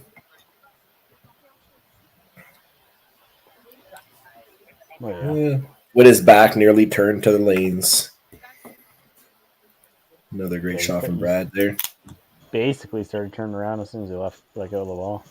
Yeah, like he just his foot just kind of goes sideways and he kind of looks like he's turning back to the lanes. But like you said, he's already let go of the ball by that point. He put it at the right spot. So put the brakes on. It's got good grip on the shoes. Couple shots wide. So 4 doubles and a strike working for next gen. I think they are still riding the wave from the last game. Yeah, and last game at 14-13 with 300 games, and it didn't seem like it was atrocious. Like as far as yeah, you almost come to expect it from them. Yeah, like that game just doesn't. It's they've probably had 4 or 5 games higher than that this year already. Yeah, that 1400 games just seemed like an average game, right? It didn't seem like it was, which is sad to say, unfortunately. But it's and then now it's tough for Minto too, right? Like they shot that big 15-60 game, had an hour break, and now they know they're coming in and playing a next gen team, which is fresh off of a 1400 game, clearly playing well, and then they come out of the gate like this. Then you're just like, uh-oh, kind of thing, right? So. But 4 marks this frame. Obviously, they missed the middle 3 times towards the bottom here, but at least they're trying to keep the marks there and trying to keep it close and hopefully get some 30 counts on those spares and make a push towards the second half here. Yeah, as we mentioned, they just got to chip away. If everybody they've got to throw a 5-bagger themselves, then everybody's going to start pressing and There we go. Yep. There we go. Dallas on the map here. That looks heavy yet. Well, with 9 marks last frame, reminds me I need to do a 5PL merch plug. Get jerseys, everything that you could possibly want. Get your merch, sweaters, hoodies, hats, actual official team jerseys. Yes, yeah. And then wear it to the cash tournaments. Wear it to Timmins. Yeah, there you go. Wear it to Timmins. Oh, good push there from Dawn. So keeping herself close in Jeremy's match there. And nice. I don't want to sound corny because I know we have a lot of we have a few YBC bowlers from Ontario that I know watch all the time. But if you were to get merch, everyone is approachable. You could have Connie Ward or Linda McLean sign your Oh, shirt, yeah. sign your jersey, sign your hat, no problem. Yep. So I'll get some balls don't be stuck. shy about approaching people. You know, we're all involved in this because we love it, and you know, when I grew up, I joke one of the coolest things is when Fraser Hamley called me Stevie when I knew him well enough that he actually called me Stevie, and when Don Betts started calling me Bart. Like those were two of the coolest things in my, you know, growing up watching and idolizing these people on the lanes. So never be shy about approaching or asking someone to sign something for you. Yep. You know, same goes for the commentators. You know, Al, Steve, great people I can talk to, right? Like, that's what we need. We need a poll for best commentator of the 5-pin pro league, whatever. We need to, yeah, I went to the Open last year as a player, and it was kind of weird because I met so many people that I would commentate, and people I didn't know.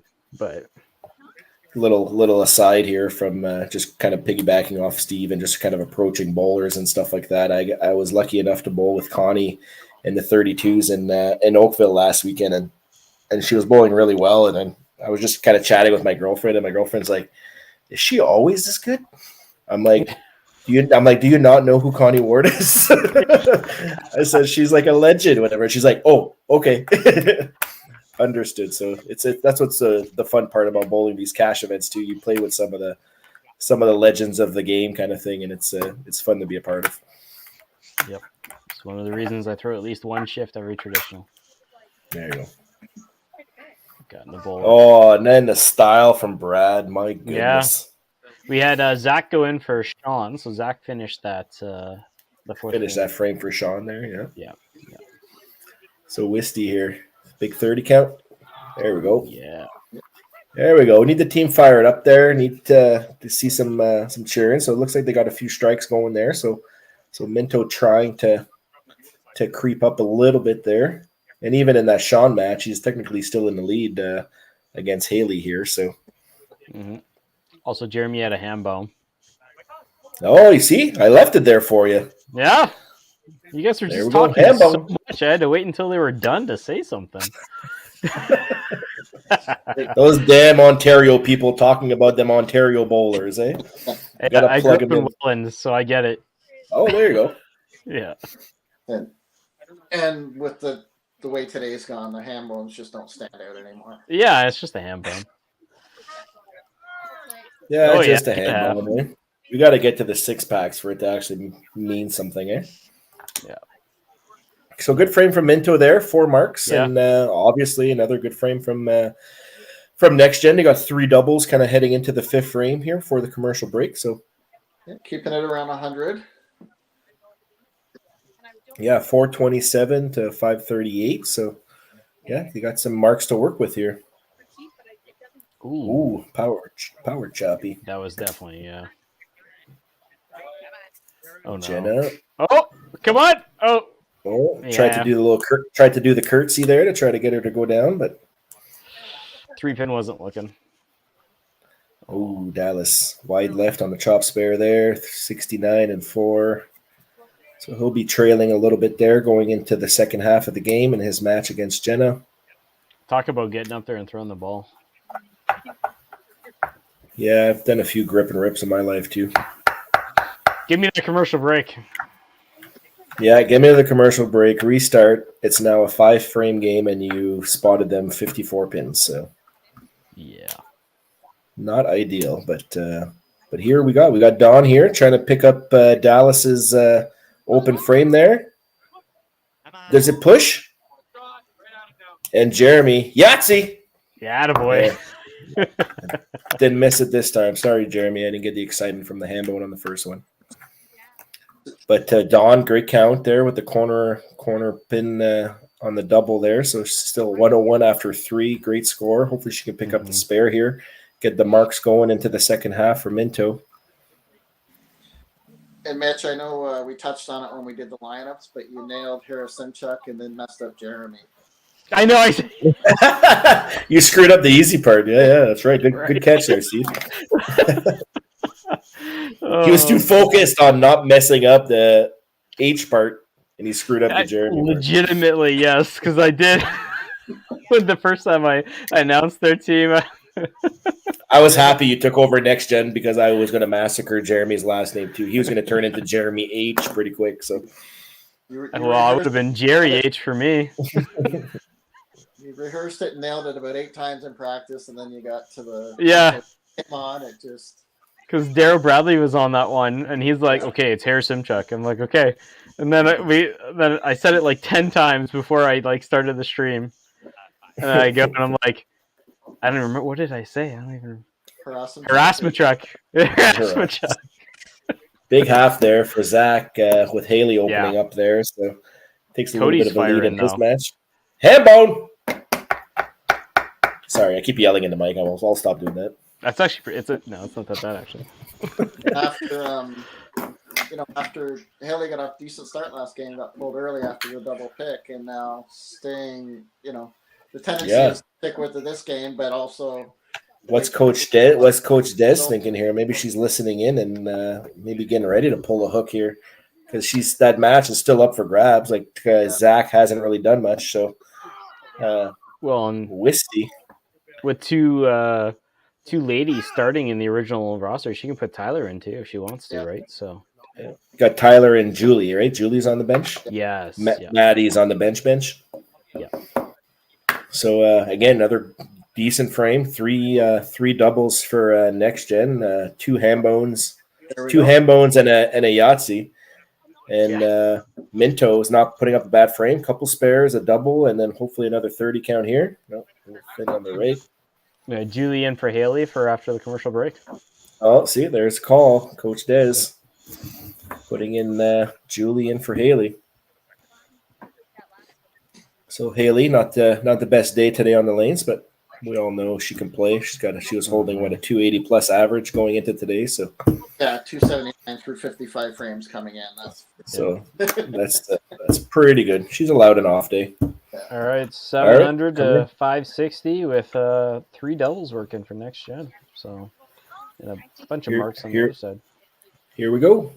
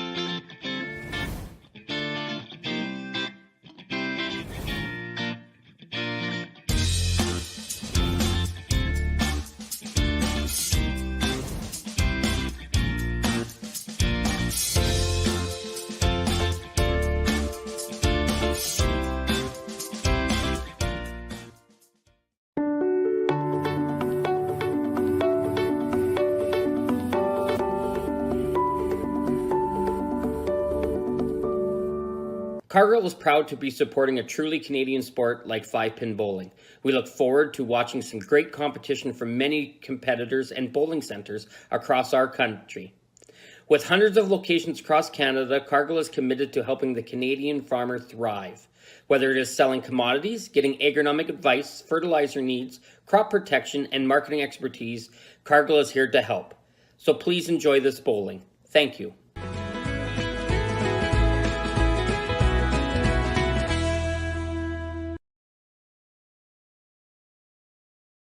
When you come to the Canadian Brewhouse, you'll feel right at home. We work hard to make our house your house.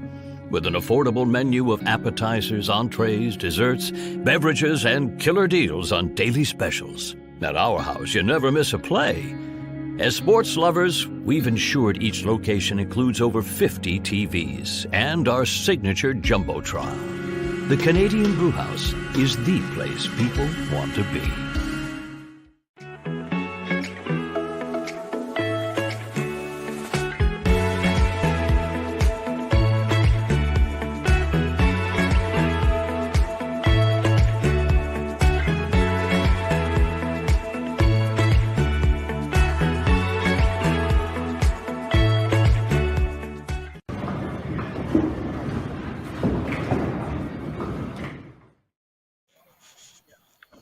Second half.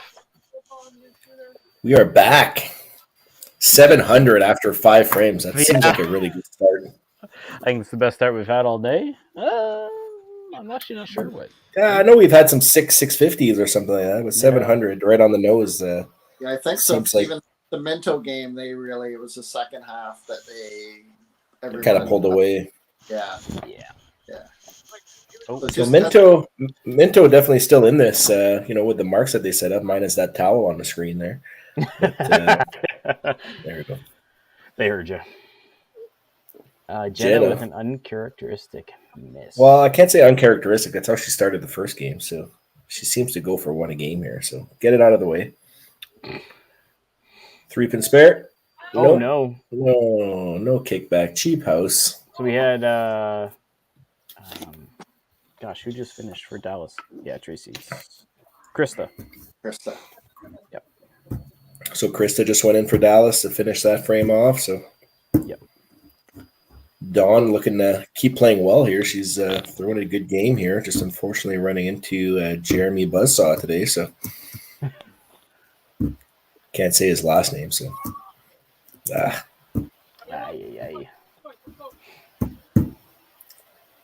Mr. Harrison Chuck with the 6-pack. 6-pack to start the game for Jeremy. Great start. Obviously feeding off of this first game. Yeah, and he's got a lot of pocket to hit on both sides right now, too. Yeah, I noticed the first game he was kind of like left pocket. In this game, it seems like he's carrying it over to the right pocket. It's working either way. So. It's always a good sign. You can get both sides of the pocket working. Mm-hmm. So, Mitch, just as a note, in case your agent's listening, or the people that do Canada's version of the Emmys or Golden Globes, you hit every 5th frame commercial break at 33 minutes past the hour. Thank you. We're keeping this show on schedule here. We're doing a pretty good job. So, or 3 minutes past the hour if you're in Newfoundland and Labrador. Yeah. I'd like to think that. I'd like to thank God. I'd like to thank Apple for not letting me ramble during the. No, we got to keep it out. We got to keep it on pace. That's how we lose viewers. So we got to keep the flow rolling here. Great shot from Zach there. So he's coming off the bench with a 5 spare and a strike. Takes a little bit of a lead in his match there. Cody, Yahtzee. Yep. So we got a 6-pack, a Yahtzee. Sounds like a party going on over at Next Gen. Yeah. What kind of parties you're going to? I'll bring the 6-pack in my Yahtzee game here. We're getting wild tonight. But if you have 2 6-packs and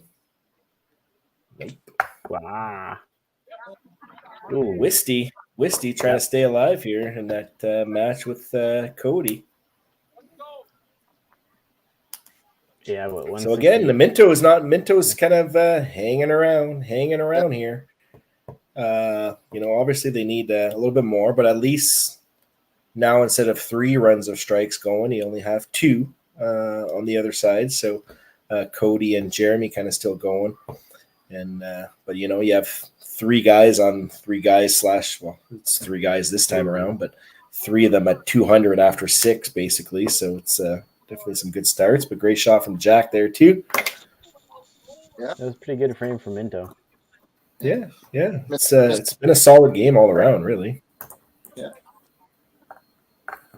Obviously, your leadoff and your 3-hole are not the ideal kind of scoring there, but a couple chop off missed spares there from Dallas in his game with a head pin, and then a lot of missing kind of going on in that Sean and Zach. But here comes Krista off the bench, putting up the 111 and 6.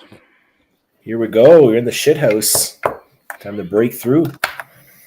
Interesting decision coming up for next gen, possibly. Mm-hmm. Jenna gets the mark there, but an open there would have been 4 in a row, and with that third match the way it is, I know Julie just came in, but you've also got Tyler sitting there. And they can do a double pull in the same position too, right? So if Julie kind of doesn't do anything, they can slap in Tyler in that spot too, right? So second half Minto kicking in here. Hey. What's that? What's that? What do you even know what that is? Lucky number 7 or something? Shaken martini. A martini. Martini. Yeah, shaken martini. You got like Bruce Lee doing kicks on the screen there on the graphics. So 7-bagger. The party was gonna the Yahtzee party is getting slightly more interesting, okay? 7-bagger. Jeremy. Oh, Zach, does he get the push? That was a bit of a squeeze there, so it looks like he got away with that corner pin. So I'm sure he'll take that result here. He's got to make the half here to stay ahead of his match against the Haley/Julie combo here. Yep. Well, both sides are playing fairly well. They're keeping it, black with all these marks here. Oh no! Commentator curse. However, still in the lead in his match here, because even if he doesn't pin this out, he's at 140. Max Julie can get to is 123 in that 7th frame. So Zach's still in control of that match, but you're trying to help with pinfall here because that can start blowing away here if you're not too careful. Ooh, all right, that was a little bit of a push, a little thick, a little bit of a didn't get that push on the left corner, but great count there from Cody. 5-bagger corner spare is never going to hurt you. So, but an opportunity for Mike here to, get the ham bone, get the team fired up here. Good half by Cody there, no doubt.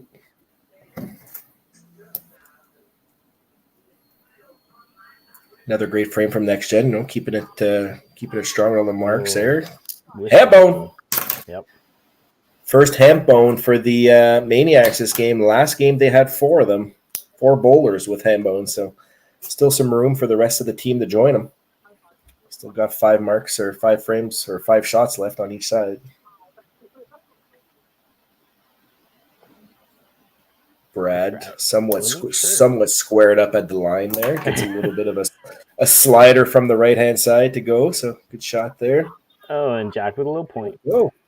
And that keeps him in this game too against Brad. That gets him, if he gets 45 there in that 6th frame, he's at 185. He's only 11 pins back. So still trying to grind it out. Minto, we got 2 doubles and 2 strikes working. So they're trying. Most of the divide is that 2nd hole, right? Jeremy and Don. Well, yeah, whenever someone starts a game with a 7-bagger, there's not too much you can do about it, right? So but like Don is playing well. The other games, the other sets go there. They're pretty. There you go, pretty even. Krista with a double, making Jenna. Oh, look at this. That's pressure. There, apply some pressure. There you go. Minto not giving up. Love to see it. Playing big team like Next Gen. Sometimes it can be easy to just kind of pack her in, saying, "Oh well, I guess Next Gen is going to be firing on all cylinders here. Not much you can do," but they are answering. Love to see it. Does it go? As far as I can tell, it went. From the reaction, anyways, from the from the pin here, it's kind of tough to tell there that far right pin, but it's pretty far. It looked like it was leaning on like. If the average pros have anything to say about it, that thing is down. She reacted pretty quickly too. Yeah, it was the. Hang on. Oh my! Here we go. 8-bagger. Snowman. Banging the gong. Oh, Zach, little popping up, didn't get down on the shot there, so a little too fired up there. Trying to see the result, try to stay down on your shot, finish it off, get a spare here, stay in the lead in your match here. Oh no. All right, Julie can't Capitalize. can't capitalize on the little miss there. So So I was with There we Jenna's go. last several frames. I was wondering whether you'd think about putting tie up there, but I would never do that when Jeremy's on an 8-bagger following Jenna. Now you start kind of thinking about that, right? So I would never want to change that dynamic. Yeah, that's a fair assessment, right? Yeah. Because she still has that energy change. coming Want off. to keep And... as Yeah, and Jenna's technically still kind of in the lead of her match. Obviously, she's gone a little pluggy there. She's got 3 out of the last 5 frames have been punches, so it's she's still there. So she can obviously finish it off. We know she's already shot a few strikes in a row. Big shot here for Wisty. Oh, bomb! Yeah. Yahtzee. Great shot from Wisty coming off of 354 his first game. Comes right back and firing again. And unfortunately, he's falling into Cody there. So if we add up Wisty's score here, I think he's got 135, so 213 in 6. So actually, he's got a little bit of a lead depending on the count on his next shot. So so Wisty's a little bit ahead of Cody if we were to max him out. And look at this. Jack. Great frame from Minto. 4 doubles going into 9 with a spare from Sean. Brad's doing a little dance at the line. This is Do we impressive all the way. Do we expect any different at this point, kind of thing? Brad is so now with Jack's frame there, or what is his triple? He's got 185 and 6 to Brad's 196, right? So he's only 10 pins down, and they're both working on double. So next shot will be huge. Wow, this is exciting. This is can come down to the end here. Big shot from Krista coming up here. She like it? No. I thought it was going to be left after she threw it. Yeah, she looked like she was hoping that it was going to kind of hang on because it was. I think close. just a hair quick and have a chance to break. Yeah. But a little 30 count here gets her to 176, so she'd only be down like 7 pins and both working on a mark here. So big half here from Krista. That looks good. Yeah, there we go. Great shot. She's picked up a ton of pins and totals. Jeremy gets it. Oh, 9. Here we go. I don't know what 9 is. Here we go. Do we got to put a warning out there for viewers to tune into this stuff or what? Skinny snowman. We're gonna have an exciting finish to this game. And we got Dawn here, just trying to keep it close here too. Lonnie watching from work. You're missing a hell of a game here, Lonnie. This is it's been fun to watch here. So Dawn looks a little bit down after that miss there, but team's still firing. Got to get that big 30 count here to keep the momentum up for the team. Still playing a great game, just running into a Jeremy Buzzsaw or Jerry Buzzsaw, whatever his name is. Okay. You'd have to watch the intro for any of our viewers to get that reference, but you can just watch me. Come on, hang on there. Jeremy's name at any point in time, and you get a joke from it. So it looks like, Dawn, I don't know. She looked at her foot there. I don't know if she stuck a little bit there and didn't finish her shot. So unfortunately opens up on that double there in 9. So that'll hurt the pinfall chances a little bit, but you still got 2 guys at the bottom there running strikes. So you're still not out of it. Make sure you pick up your 10 here for the team and let the rest of the team handle it. So 4 interesting matches. Oh, Brad misses there. Does that? Yeah. That allows Jack right back in there. So Jack was trailing on by a bit, but now if Jack bags out and Brad spares bags out, Jack would win. Good conversion from Brad. See if Zach. So Zach, now with Julie putting up that strike in 9, he's got a little bit of a lead, but he's got to get to 215, right? So Julie / Haley can get to 215 if she were to strike out. So a big spare would get Zach pretty darn close. Does it carry? Doesn't get the carry. No.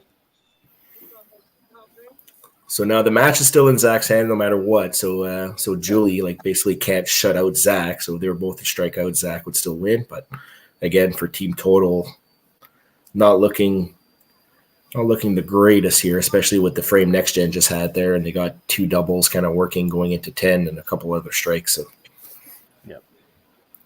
But Wisty here still throwing bombs through, shoots a 354 his first game, and now working on another Yahtzee here. And he's still in his match against Cody, right? This is a huge shot for the individual match. Chance to go up by 8. He'd go up by 8 here with a strike. 258 to 180, I guess, right? 180 in the 7th, 258 in the 7th, to 250 in the 7th. You're right, yeah. Big shot here. Looks good. Great shot from Wisty. Yeah. 6-pack. Another 6-pack. I think he had a 6 or 7 in the first game. Now he strings another 6 in a row here to take the lead in his match. That's after his 354 last game. Yeah, 354, have an hour break. No big deal. Just come back, throw another 6-pack in there. Ho-hum. We were just saying how Mike hasn't really played much this year, only having 8 frames bowled in the first 4 games for the Maniacs. And maybe it's a guy that they clearly missed because he's been playing lights out so far today. Oh, no. No. That'll take Jack out of that match, I think. Yeah, unless some crazy stuff happens. He'll be looking at 260, so 260 if he pins out. 305, yeah. Still there. Not. Make Brad get a marker account.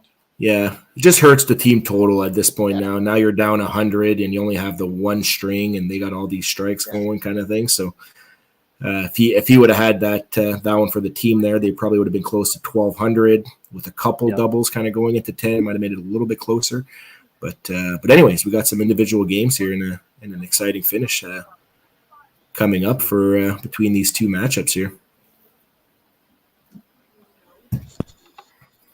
So Krista here, is this a big shot? Oh, big count. Big count. She's gonna need the half here, I would think, depending what Jenna does here. Jenna, she finds the side. Yeah, great shot. Great shot from Jenna. So that'll pretty much seal that one for Next Gen there, because max 231 for Krista. Great performance off the bench though, coming in and really making a push there. So Cherry's that 3-pin there, so she'll be maxed out at 216. 135 for 5 though. Great off the bench. Yeah, great off the bench. Definitely a good performance there.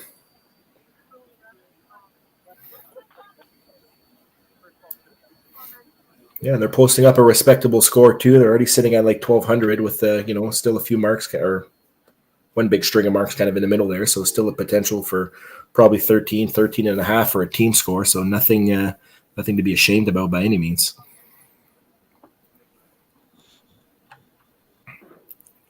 A little fuzzy on this one here. Don't know what's going on, but it looks like it's a little bit right. Yeah. 3 right 3-pin. So here we go. Jeremy, 9 from the gun here.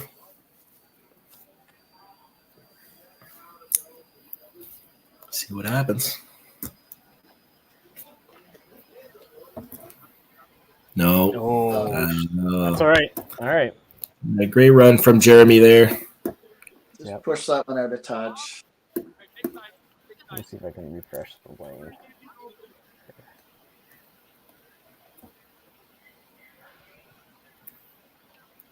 Great couple games from Jeremy there. So it goes wide right, wide left. Looks like it'll be potential 390. Probably not the way you wanted to finish it, but nonetheless, great day on the lanes. Yeah. Way to go, Jerry. What was his first game again? I don't remember. It was like 333. 333. Yeah. I think Jenna had 339, and then he had 333. I think. Nice. 723 triple or double? Yeah, most people's triples, but his double. Yeah. Oh, great shot from Zach there. So he's trying to win that game there. So obviously 2-0 Next Gen after the first 2 matchups. Julie doesn't get the string pull there. So that game will go to Zach and Sean. Does that go to Sean because Sean was in the lead when he got pulled? Yes. Yes. So thanks for the help, Zach. But Sean, you owe Zach a drink. I mean, this will help with Zach's average. Yeah, well, yeah, he hasn't bowled. Well, he'll have like 120, 110, 120 for 5, or depending when he got pulled in. But those couple open frames in 7 and 9 kind of broke things out a little bit. But otherwise, he's been marking at least. So not terrible off the bench. 5, he spared it. He came 5, he spared it. So that's technically Sean's frame. So he's got about 120 or 110 in the last 5. So all that matters is he's got the point. Got the point for the team, so it puts him on the board here. So here, another big matchup here. So they're both on doubles with Wisty up by 8 after 7. So yeah, this one can go either way. So next shots are big shots here.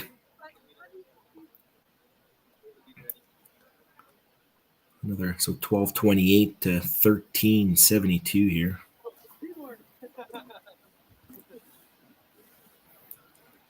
Both up on the lanes at the same time. Cody with a bomb. Great shot. Wisty needs it. Does he push it? I think that's you standing. Oh, left 2 is standing. So he goes max out 361. So this would force Cody to get at least like a chop kind of count kind of thing because the chop's going to count 20. So you're going to get to 360. And he maxes out at 361. So first, Wist needs a spare. Yeah, a split or something that gets really interesting. Yeah. Needs a spare here first. Oh, my. Okay. Got it. On the nose. And Cody. Oh, another bomb. With a nail Look at in this. Unreal. Jesus. Bowl at 360 and you're going to lose to 370 plus. You got a 390 and a potential 385 on the team. Not including Brad's score here at the end, too. Yeah. Wisty, though, great showing today. 354 the first game, potential 361 here. So him as well sitting at, 715 for 2. Hell of a double. Oh, yeah. Look at that. Great shot. Couple Yikes. doubles today. 700 doubles from Minto and Next Gen here. Even Cody, like, what did Cody shoot his first game? Like, it wasn't bad, was it? Like, he got pulled, right? And Ty went in, and they finished. Oh, he got pulled. That's right. Yeah. 112 for 5. Yeah. So made some redemption this game. But this like Next Gen can still shoot 1,500 with a $160 game in there. Jack keeping himself alive. Still alive here. He maxed out at 305. So basically, Brad needs a count here to kind of shut him out-ish. Needs a count and a spare.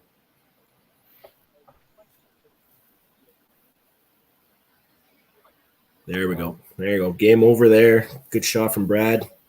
Clinch his match. And again, Jack and Minto, another 13 and change here. Just not going to be good enough against Next Gen today. Nope. But can't be upset about that, from the Maniacs shooting 1,300 plus, but only taking 1 point. That kind of stings a little bit. But 60 on the bottom, and you lose them both. Yeah. Great finish from Jack. It would have been 5-3 if for the Maniacs if they had that 15-63 against Next Gen. Yeah. Yeah, it's just the way the cookie crumbles sometimes, right? But another, Next Gen with another 3 bowlers over 300 and two of them over 378. Unreal. Another 2,900 for their 2 games. Ho hum. So Next Gen did exactly what they wanted to do, cemented their way into the playoffs here with a 6-point win against the Holy Rollers and now 7 points against the Maniacs. Maniacs, at least you can say that they had to be happy with the way they bowled today. Obviously, taking the 8 points from the average pros was huge. Just getting the 1 point here against Next Gen is obviously not ideal, but they played well. Like Steve said, Mike with a 360 losing, and then Jack with a 300 losing his bottom match at the anchor spot against Brad. There is just unfortunate, I guess. Bad timing. Yeah. The look again, the 4 games today, the lowest winning score was 1350 something. Yeah, so great bowling from everybody. Minto, welcome back. Great game. You got to be. I know it's not the way you wanted it, obviously finishing in a 7-1 loss, but the team played really well. Halfway through that game, and leading into the second half of the game, there they really made a push where it was there. It was within kind of it was there. But how are you guys feeling after that one? We're thrilled with the way we bowled today. I mean, Awesome. Obviously we would have liked a few more points at least out of that game, but we were pumped right to the end. And I mean, you can't be too disappointed in that. Like, Wisty had a 700 double. Jack everyone threw so well. Like, can't be too disappointed. No, exactly. And from Next Gen side, obviously another great game. Jeremy 9 off the hop. What else can you ask for? Kind of thing. Even Cody 370. What Jeremy had a 720 double as well, kind of thing, right? He had a 390 and a 330, I think, his first game. Just an all around kind of team effort. Thoughts on that one? I've said it a couple of times, and I think the team feels it too. This year, things just feel a little bit different for us, and I think it's really starting to show in our stats and the way that we're performing. And they're so great together, and it's really nice to have everyone there supporting and cheering in the background. And it's magic. It's awesome. Yeah, that just shows through. Like, obviously, I've done a ton of your games and played against you, and there always seems to be 2 or 3 people on rolls at all times, and then everybody else, even if you're struggling a little bit, you feed off it, or you can come out and you've got someone struggling behind you. Yeah, I think just the confidence too, of other people being able to pick up someone who's down, and we know that as a team, like, they'll all be there to support each other, and that we can still get to the goal that we need to get to, regardless. Even this game, right? 168 with the pull in there, we still got where we wanted to be. So, yeah. So Minto, what's up next for you guys? When are you guys playing next? We play not till March, I think it is. Now, okay, so we've had a bit of a break. But obviously some positives to work on for the rest of the season. I believe you guys have still 5 games left, so still a good portion of your season left. Next Gen, more on the tail end of your season. I believe you guys only have 1 game left, so obviously seems like you've really cemented your spot into the playoffs here with the 6 points and the 7 points now. So great showing by everybody. You guys played awesome today. Thank you. Yep. Yeah, next gen. Desiree, when's your next or last game? I guess.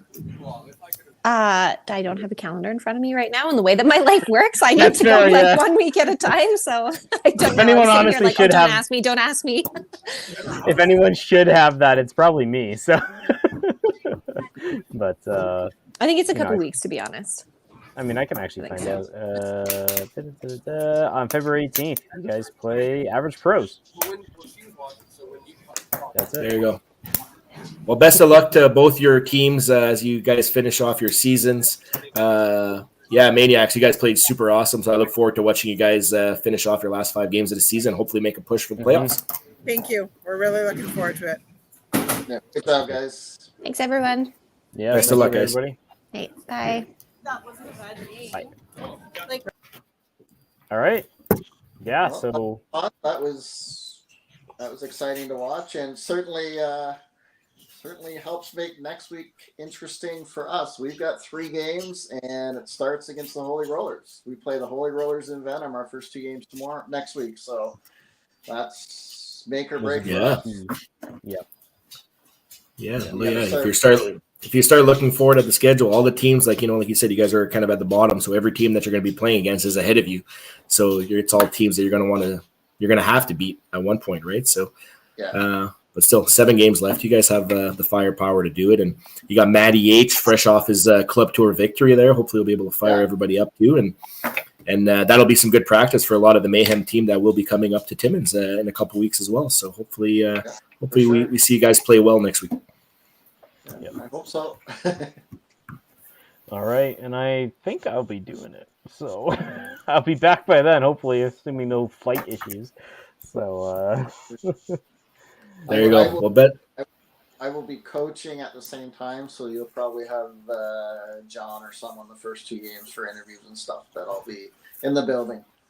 No, that's okay. Yep. Perfect. All right, guys, it was a pleasure. Yeah. Yep, thanks, Al. Hey, pleasure, Steve. We'll do it again, I'm sure. Yeah, sounds good. I know Al wants me to run that commercial break, so let's do it. We're right on time, boys. Great job. Yep.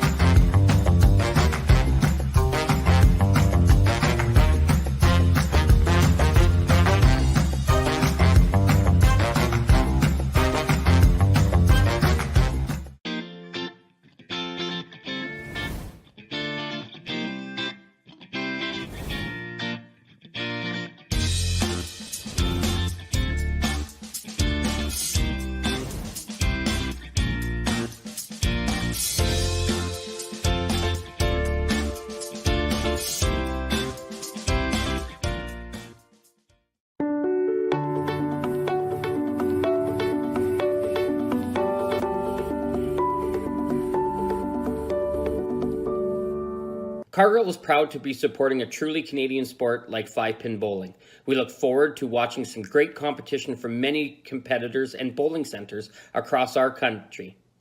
With hundreds of locations across Canada, Cargill is committed to helping the Canadian farmer thrive.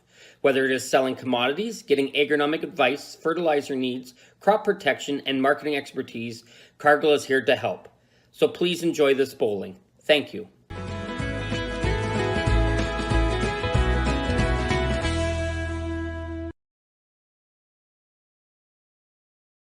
When you come to the Canadian Brewhouse, you'll feel right at home. We work hard to make our house your house. With an affordable menu of appetizers, entrees, desserts, beverages, and killer deals on daily specials. At our house, you never miss a play. As sports lovers, we've ensured each location includes over 50 TVs and our signature Jumbotron. The Canadian Brewhouse is the place people want to be.